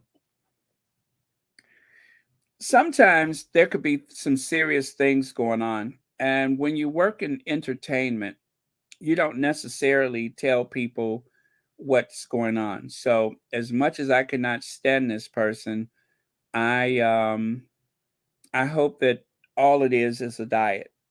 That's it. I have nothing else to say. As much as I cannot stand this person, I hope that that's all that's going on, because I've seen that before, and usually when something like that is going on, um, and is so easily dismissed, it's not always exactly what they pretend it is. But um, when you're in the public eye, when you're in entertainment, you're hoping for the next big gig, and so you may not necessarily fully disclose what your situation is. Not saying that that's what's going on with her, because I don't know, but I'm just saying I can remember how cagey Aretha Franklin was about her situation, only to find out it was something more serious. So um, it could be one thing, it could be another. Again, I'm not wishing anything bad on her, but I hope she's okay, and I hope that she'll be a nicer person in the future. Her and her entire family of cruel, mean-spirited people. I hope that she is in good health, and I hope that she's a better person in the future. Now, back to Kitty. Back to Kitty. Well, it says there, I'm trying to find something larger for me to lock my eyes on. Where is that? Oh my God, how many more slides do I have? Good grief. What was I trying to prove? Anyway, Roy reporters desperately want to talk about the Princess of Wales' absence from Prince William's New York trip. This is from Celibici, by the way, and her upcoming absence from his Singapore trip. There are two concurrent lines of gossip. One is that William doesn't want to be anywhere near his wife, allegedly, these days, and he ordered her to stay away so she wouldn't make a behind out of herself overseas. The second line of gossip is that Kate is forever lazy, too lazy to actually do an odd event here these days outside of the 30-mile zone around Adelaide Cottage. Both versions have some truth to them, in my opinion. Well, Kate and her mother heard about all of this Singapore gossip, and they want us to know that Kate is absolutely not lazy. No mention of what William wants, though. So again, that is from Celibici, and that is in regards to what's been said about that situation right now. So again, the Scorpio in me says, whatever. Okay, next. Now, right here, Meghan Markle broke royal protocol yet again with her bun, right? And then Meghan Markle's messy bun actually breaks royal protocol. People have a lot of feelings about Meghan Markle's messy bun. Y'all remember that? Right?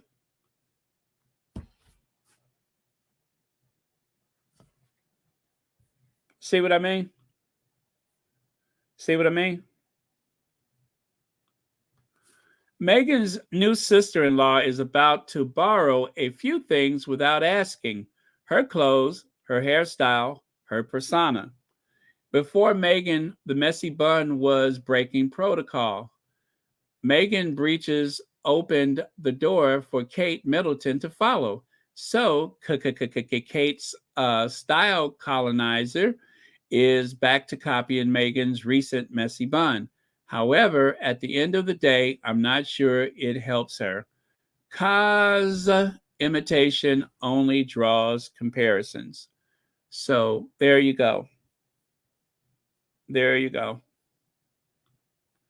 Like I say, I think it's like a very sick game. Kate Middleton's elegant bun is a departure from her signature beauty style. First curtain bangs, now the low bun. The Princess of Wales has beautifully updated her look. Not a breach of protocol, updated her look. In comparison to Meghan Markle broke royal protocol, hair protocol yet again with her bun. And that, of course, was from 2018. Now, Meghan Markle and Prince Harry, on a more positive note, Meghan Markle and Prince Harry donated, that is, school supplies to Nigerian students. The students all receive Shea Mitchell Bayes backpack stuffed with back-to-school necessities courtesy of the Archwell Foundation. And don't forget, you all, there is a link on the community tab. If you want to make a donation to the charity, you can actually go to the community tab, and it will put you right through to their donation. You can do a one-time donation, you can do a recurring donation, and you could also mention where you heard of the charity, and you could enter the names of our faves, which is what I did. So anyway, cheers to the real messy bun, and that is truly the messy bun, not a messy bun, but the messy bun. The last time that Kate went abroad and tried to copy someone, remember when they went and lost half the Commonwealth, and she was dressed up in that lace dress identical to the one that the Queen wore?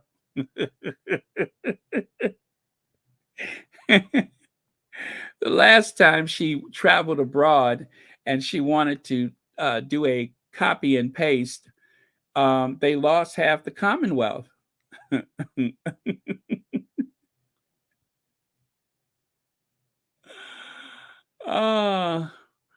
Rebecca English posted that, and that's all I have to say. So I'm going to just leave that right there for a second.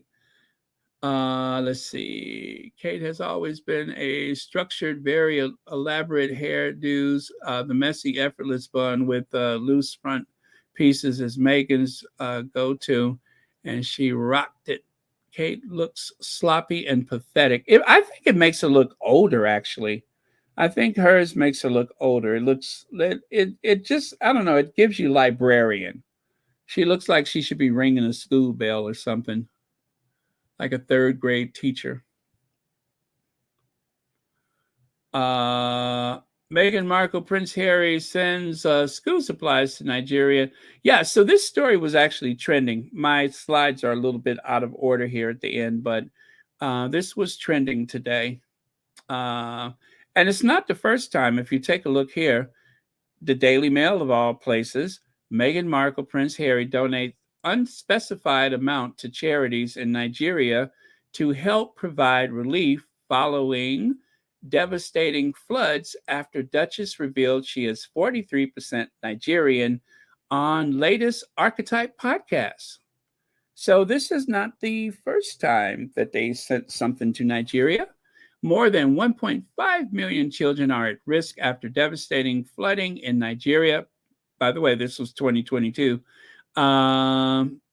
Prince Harry and Meghan Markle's Archewell Foundation has donated to save the children in Nigeria as our team deliver life-saving supplies to affected families. And of course, that tweet was from Save the Children. So it is not the first time that the Sussexes have reached out to Nigeria, and it certainly won't be the last. As a matter of fact, the next time they reach out to Nigeria, they may be in Nigeria. We'll see. Gather round, Sussex squad. Rumors that Prince William and Kate Middleton are banned from representing Britain abroad.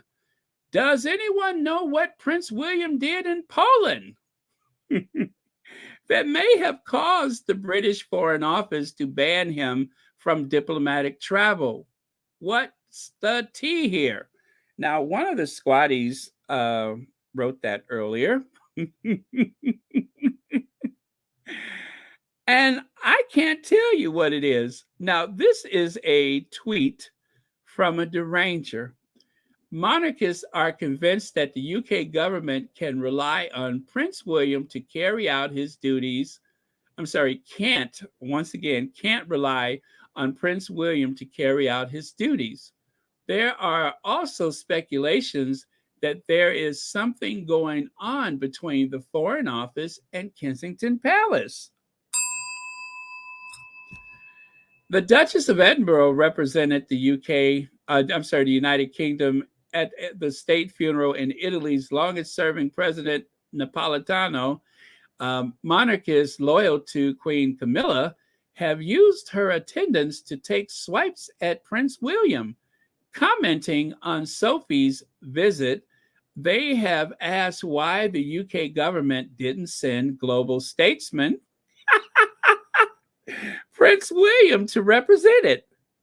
They believe Duchess of Edinburgh is more than stately and reliable, which is why the government sent her to carry out a high-profile engagement, which is usually carried out by the heir. It sure is, because Charles went to a million funerals.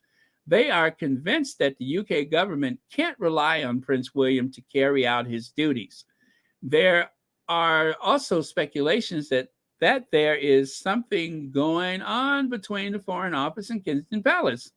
Amid Sophie's visit to Italy, it has been claimed that Kensington Palace allegedly wrote to the Foreign Office requesting to be sent on a tour to New Zealand and Australia. Now I'm starting to not believe this summer, but did not get any response.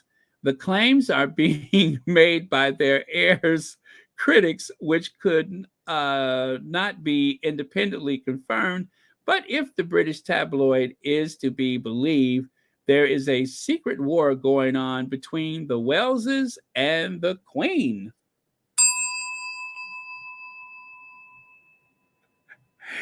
I love it. I love it. I am just shady and petty. I love it. The idea that there may be something going on between the Welleses and Camilla, the Queen consort, that just the corners of my mouth is touching my ears right now. That's what I'm trying to say. Lex says, it is why I have no sympathy for this husk of a woman. She is almost like yogurt, except even plain yogurt has a taste. However, you style her, she still comes off as a lame, plain, pale imitation. Tell us how you really feel, Legs. And by the way, I'm Royal Sussex, and I what is that they say at election time? When they say, oh, I'm Royal Sussex and I approve of this message.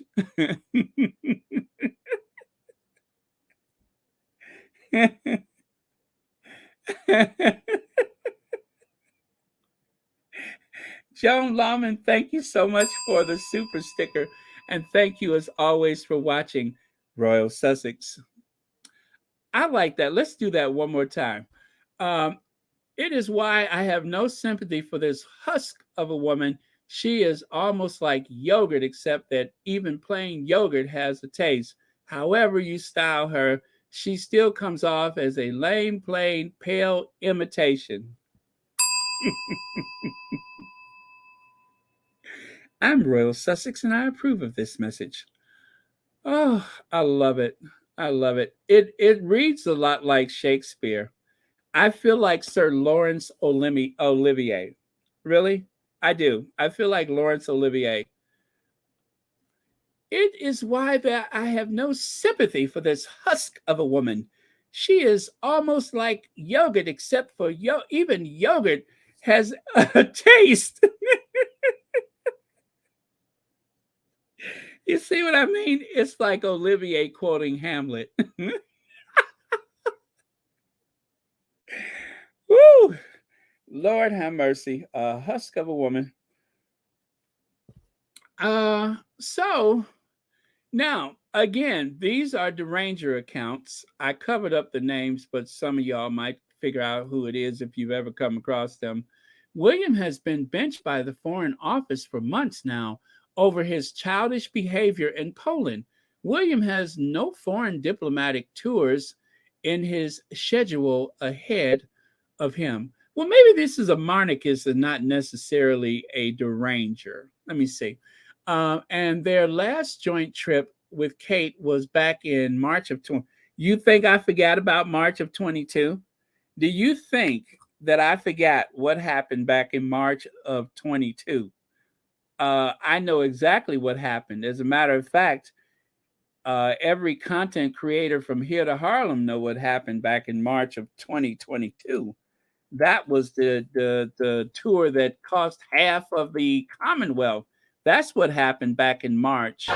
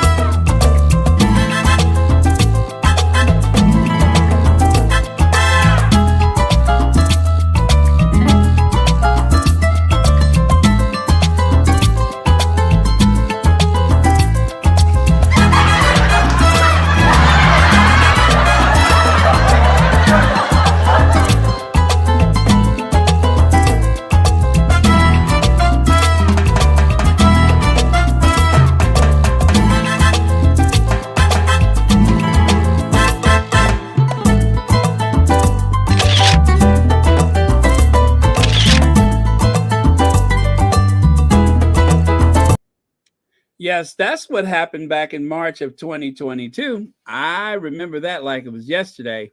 Um, he messed up. He messed up Poland for Whitehall to clean up after him, and Poland was after their disastrous Caribbean tour. Looks like the UK government doesn't want yet another international relations that is fiasco. I have no idea what they're talking about. The stands are yet to realize what's truly happening between KP and the Foreign Office. One of KP's favorite reporters slipped on their podcast that KP wrote to the Foreign Office requesting to be sent on a tour to New Zealand and Australia this summer, but they got I'm sorry, but they got not a response, whatever.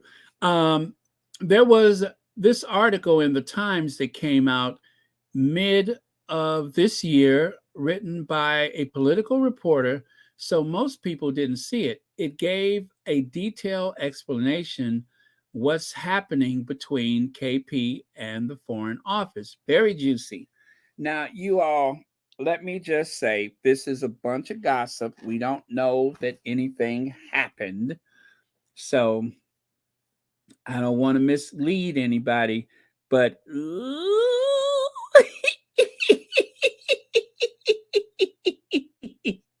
Woo!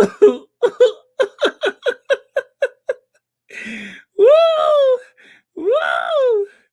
Woo! That's my creepy, sneaky laugh.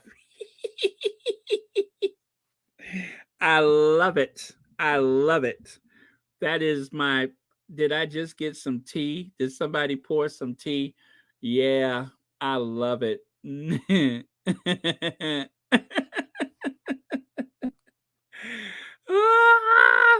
wonder what happened. I wonder what happened. I hope it was nothing terrible. I hope it wasn't anything that caused embarrassment to the Whitehall or number 10 or whatever. Yeah, I just hope it wasn't anything that was so salacious and so embarrassing that it would make people.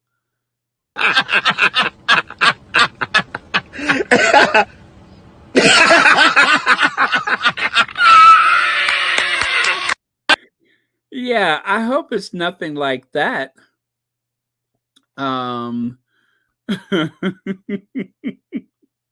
That's right. Over 73% of the combined Commonwealth population is non-Caucasian. That's why we prefer Harry and Meghan visit us. Exactly. Thank you so much for that, Jose Williams. But yeah, I can't imagine what could have possibly have gone wrong. I mean, what is it about the trip to Poland? Now, what I do know is that the trip to Poland wasn't that a surprise for security reasons, right? Let me see. Oh, that happened. You remember that whilst visiting Poland, somehow he ended up consuming a pulled pork sandwich. That's the only thing that I could think of that went off script was a pulled pork sandwich. And how dangerous can that be?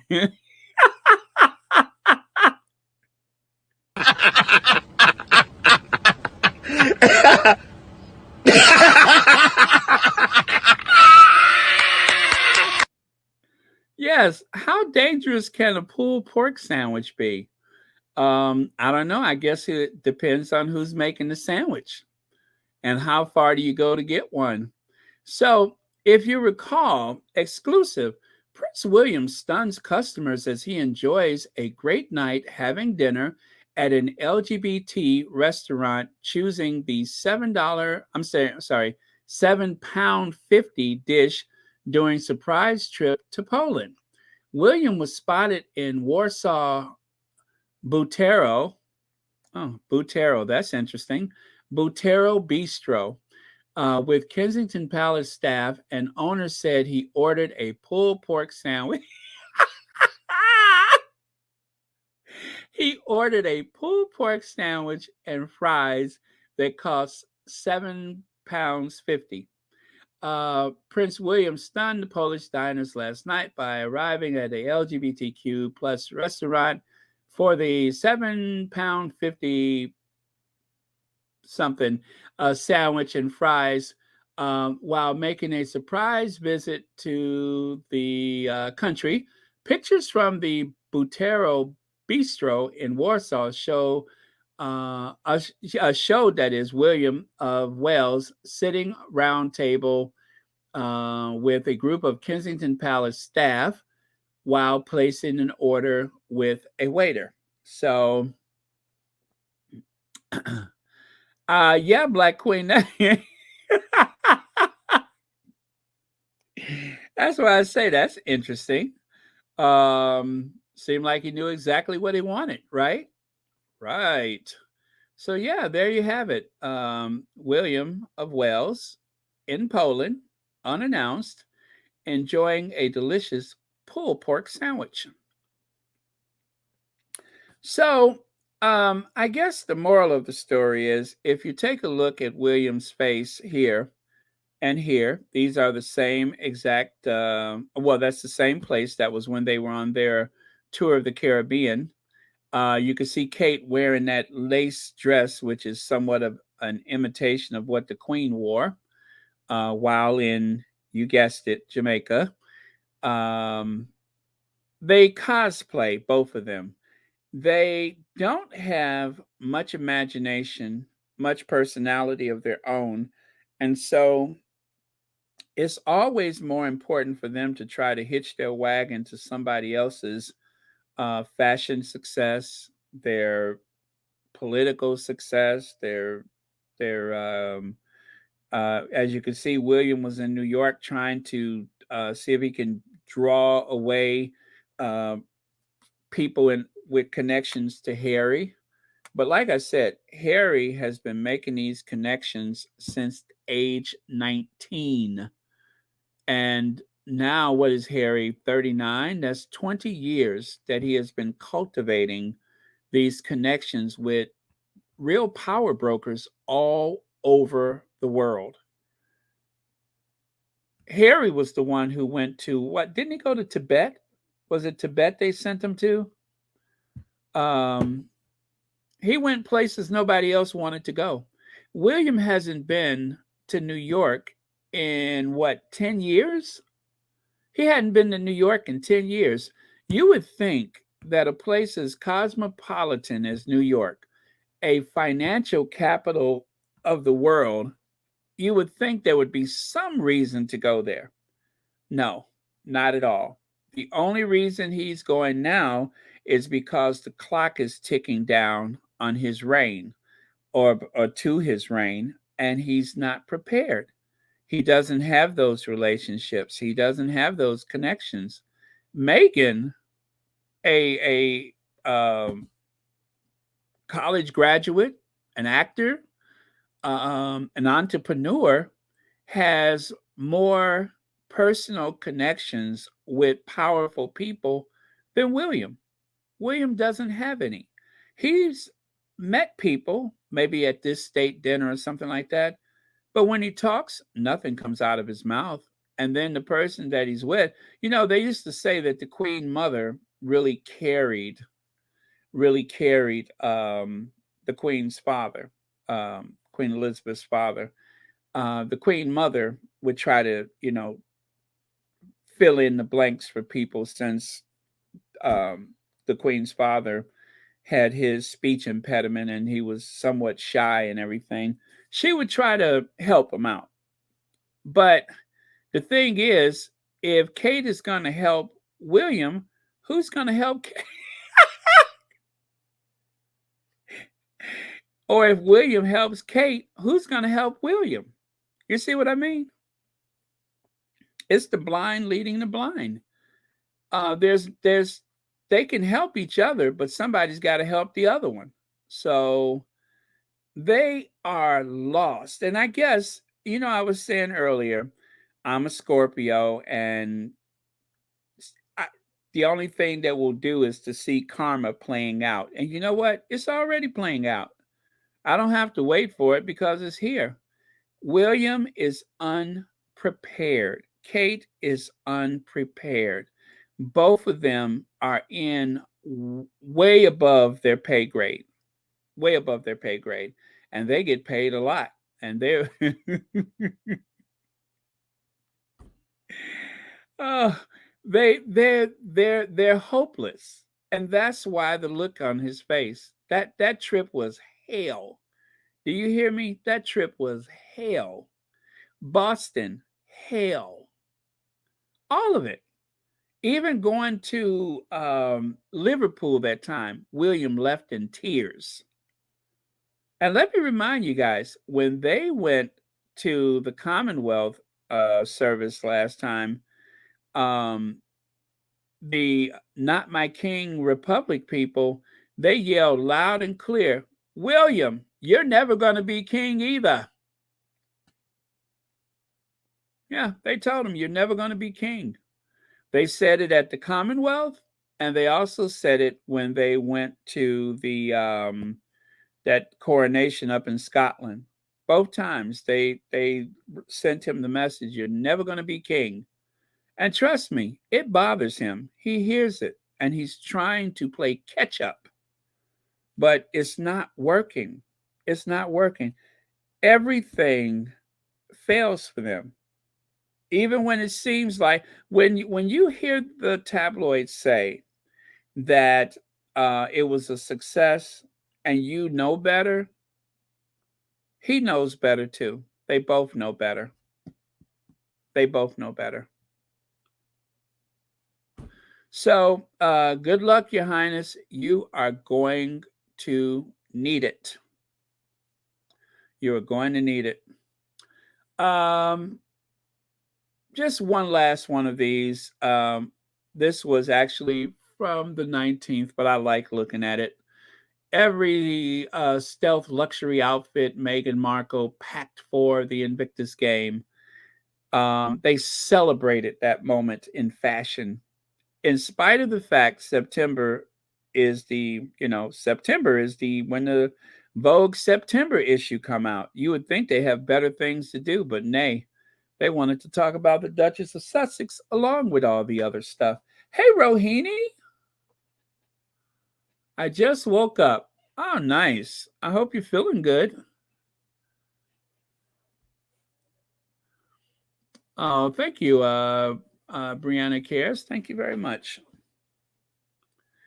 And I didn't want to share this earlier because I don't really want to associate our Duchess with the shady stuff that we talked about before. But since we're just about done,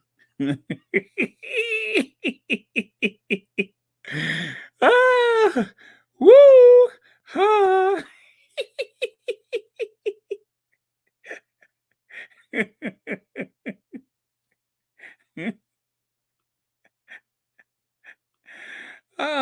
Let's get it out of our system, shall we?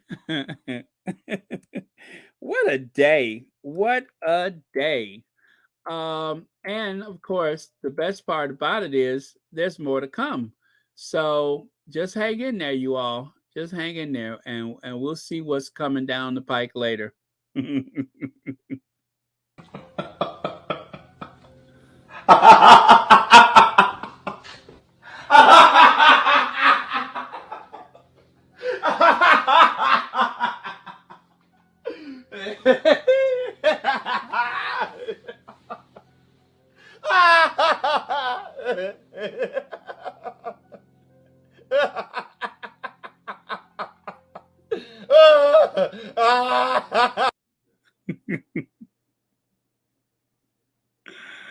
Oh boy. All right. All right. So I got that out of my system. Rohini, your cough, you say? Oh no. Well, there's always Vicks Vapor Rub. But remember, if you use Vicks Vapor Rub, if you wear contacts, take out your contacts before you lay down.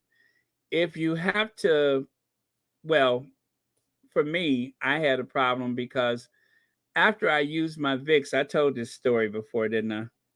So one night I had a little congestion, so I put some Vicks on. And while I was laying in the bed, I realized, why do I have 20/20 vision? Oh, I forgot to take my contacts out. So I went to the restroom, and even though I washed my hands, my fingertips were still vaporized from Vicks Vapor Rub.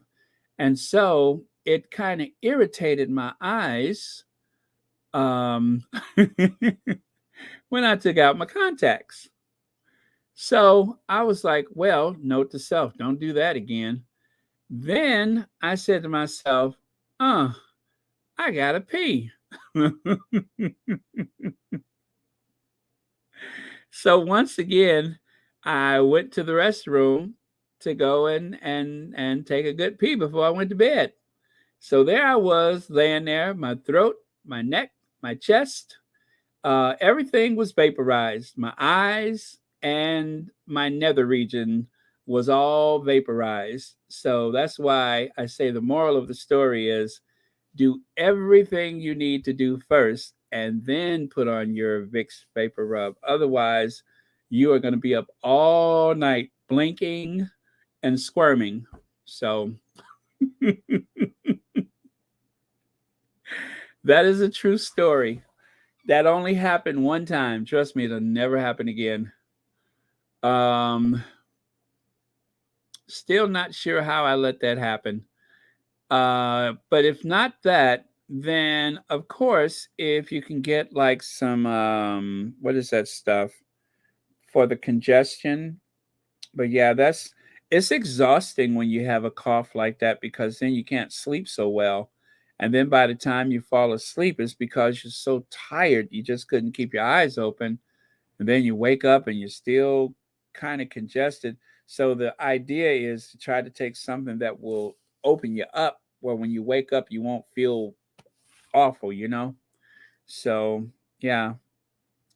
Now, one of the things that my family has always used was Father John, which they do sell it on the, what do they call that? The Amazon.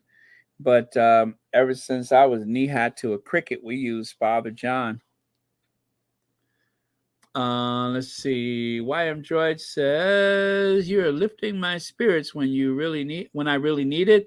And of course, Kate's platform in her golden year will still be the early years.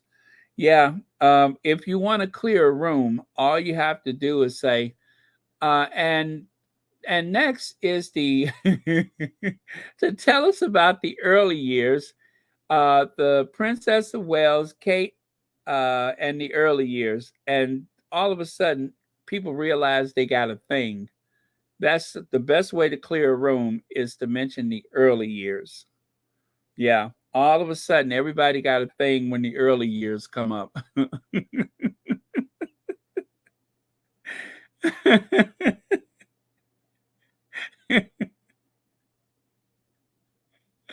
But you know what? If she tried to talk to me about that, I'd be like, "Come on, girl. I don't know what it is, and you don't either. So can we talk about something else? Because you don't know nothing about no early years." The early years for Kate was a team of nannies. That was the early years. The early years for Kate was parents who somehow managed to start a company and get her and her sister and her brother into the best schools, literally following William all around the countryside until they finally hit the jackpot. That's the early years. Let's talk about them early years, like 10 years ago when you first entered that family. 10 years ago, and still struggling. Still keening. But I learned that from Celebici. Celebici, they were the ones who call it the keening season when Kate is keen to do something. The first time I heard keening season, I was listening to Celebici. That was hilarious, the keening season. They come up with some zingers, y'all. Celebici comes up with some zingers. That's where I got jazz hands was from Celebici. And mouth askew, Celebici. They were like, and why is her mouth always askew?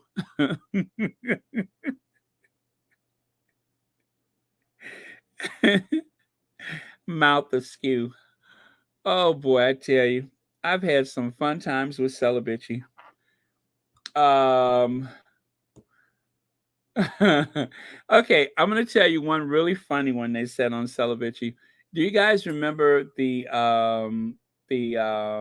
president of the Soviet, the guy, the one that had that birthmark on the top of his head? What was his name?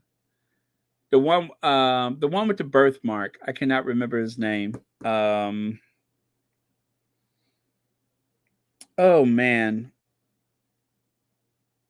Oh man. Nope. It's not coming to me. The one with the birth stain. Birthmark. Gorbachev. Okay, yeah, thank you, Gorbachev. Anyway, Celibacy said, yeah, Gorbachev, the one who's the top of his head looks like that Tupperware bowl that you can't get that spaghetti stain out of.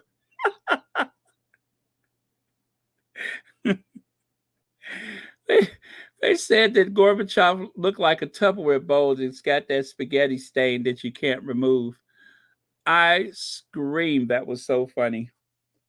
So yeah, and I know some people don't like Celibacy because they're not squatties, but they do kind of Mikhail. That's right, Michael Gorbachev, Mikhail. The Tupperware bowl with that spaghetti stain you can't remove. Who thinks of stuff like that?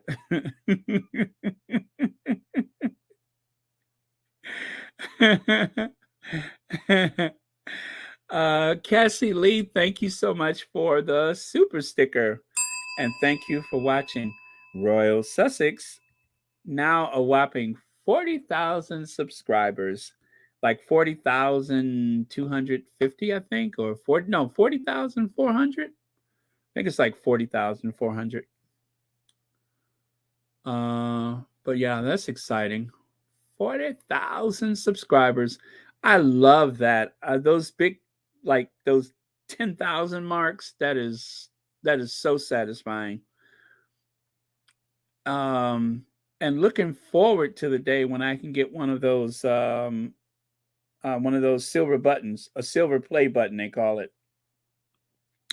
The silver play button. Let me see. Okay, 40,343. Just like Oprah would say. All right, you guys, I think we're done here. Thank you so much. And 1,300 videos.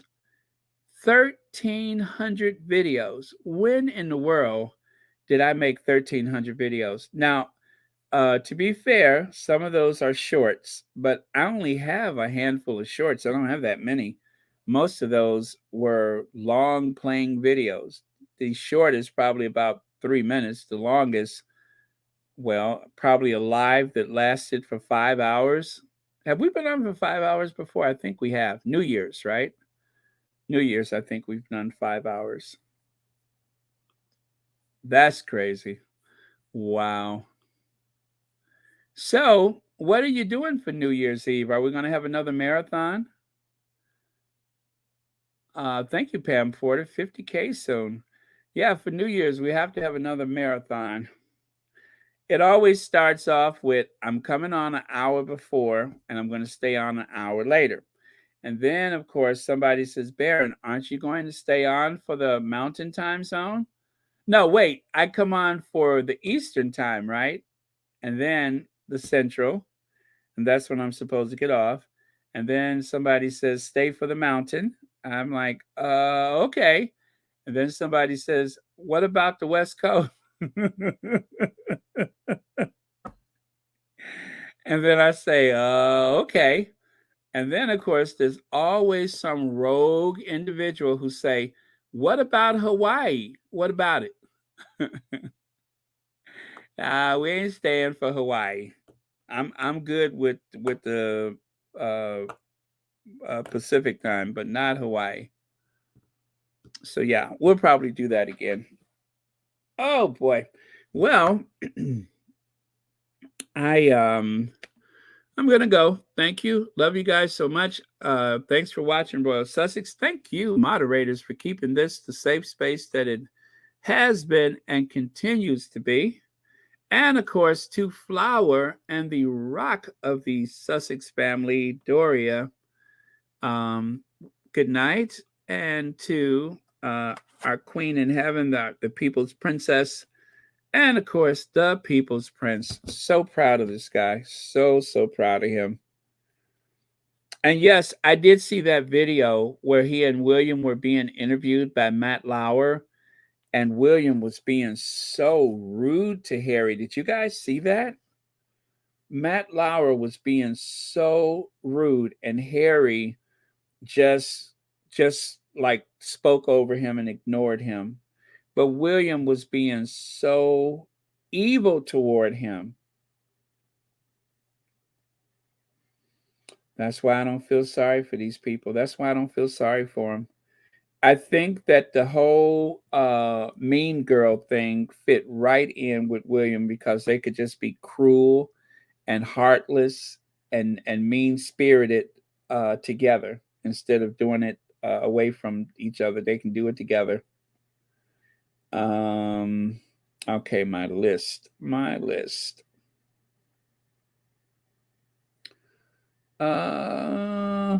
Okay, thank you very much, Elaine Parker, Alma Andrews, B. Martim, and of course the Cash App, MB. Thank you very much, B. Martim, Black Queen, Lydia Washington, Legs, and Joan Lawman. Thank you all very much for the super chat, super stickers, and those fantastic memberships. All right. And with that, I am going to say goodnight as we have our last word for the day. Let me see. Yes, prayers for a successful surgery, Joy Amore, and whoever else is having surgery. That is our last word. Prayers for a safe and successful surgery. And let's pray that Rohini can clear that cough up. It must be exhausting. Coughing is exhausting, so I hope your cough clears up. Yeah, take care of that, please. And okay, we're good. All right, I'm going to cue the Ginger Avenger. See y'all tomorrow.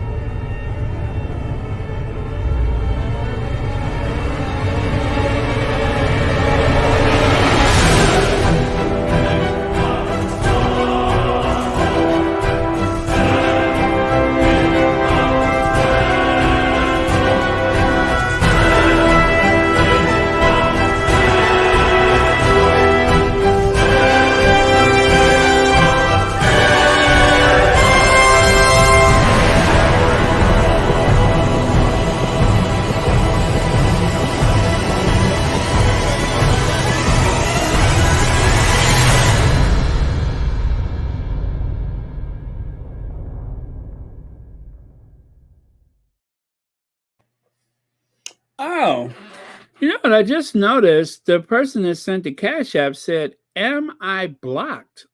Gosh, I hope not. I will check it out. I hope not, but yeah, I will check.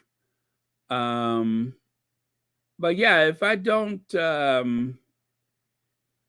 if you're still not able to get through, let me know again just in case. But I will see if I can fix that. Yeah, but as far as I know, I don't think so. But okay, thank you very much again. Oh yeah, we're at the end. All right. Good night.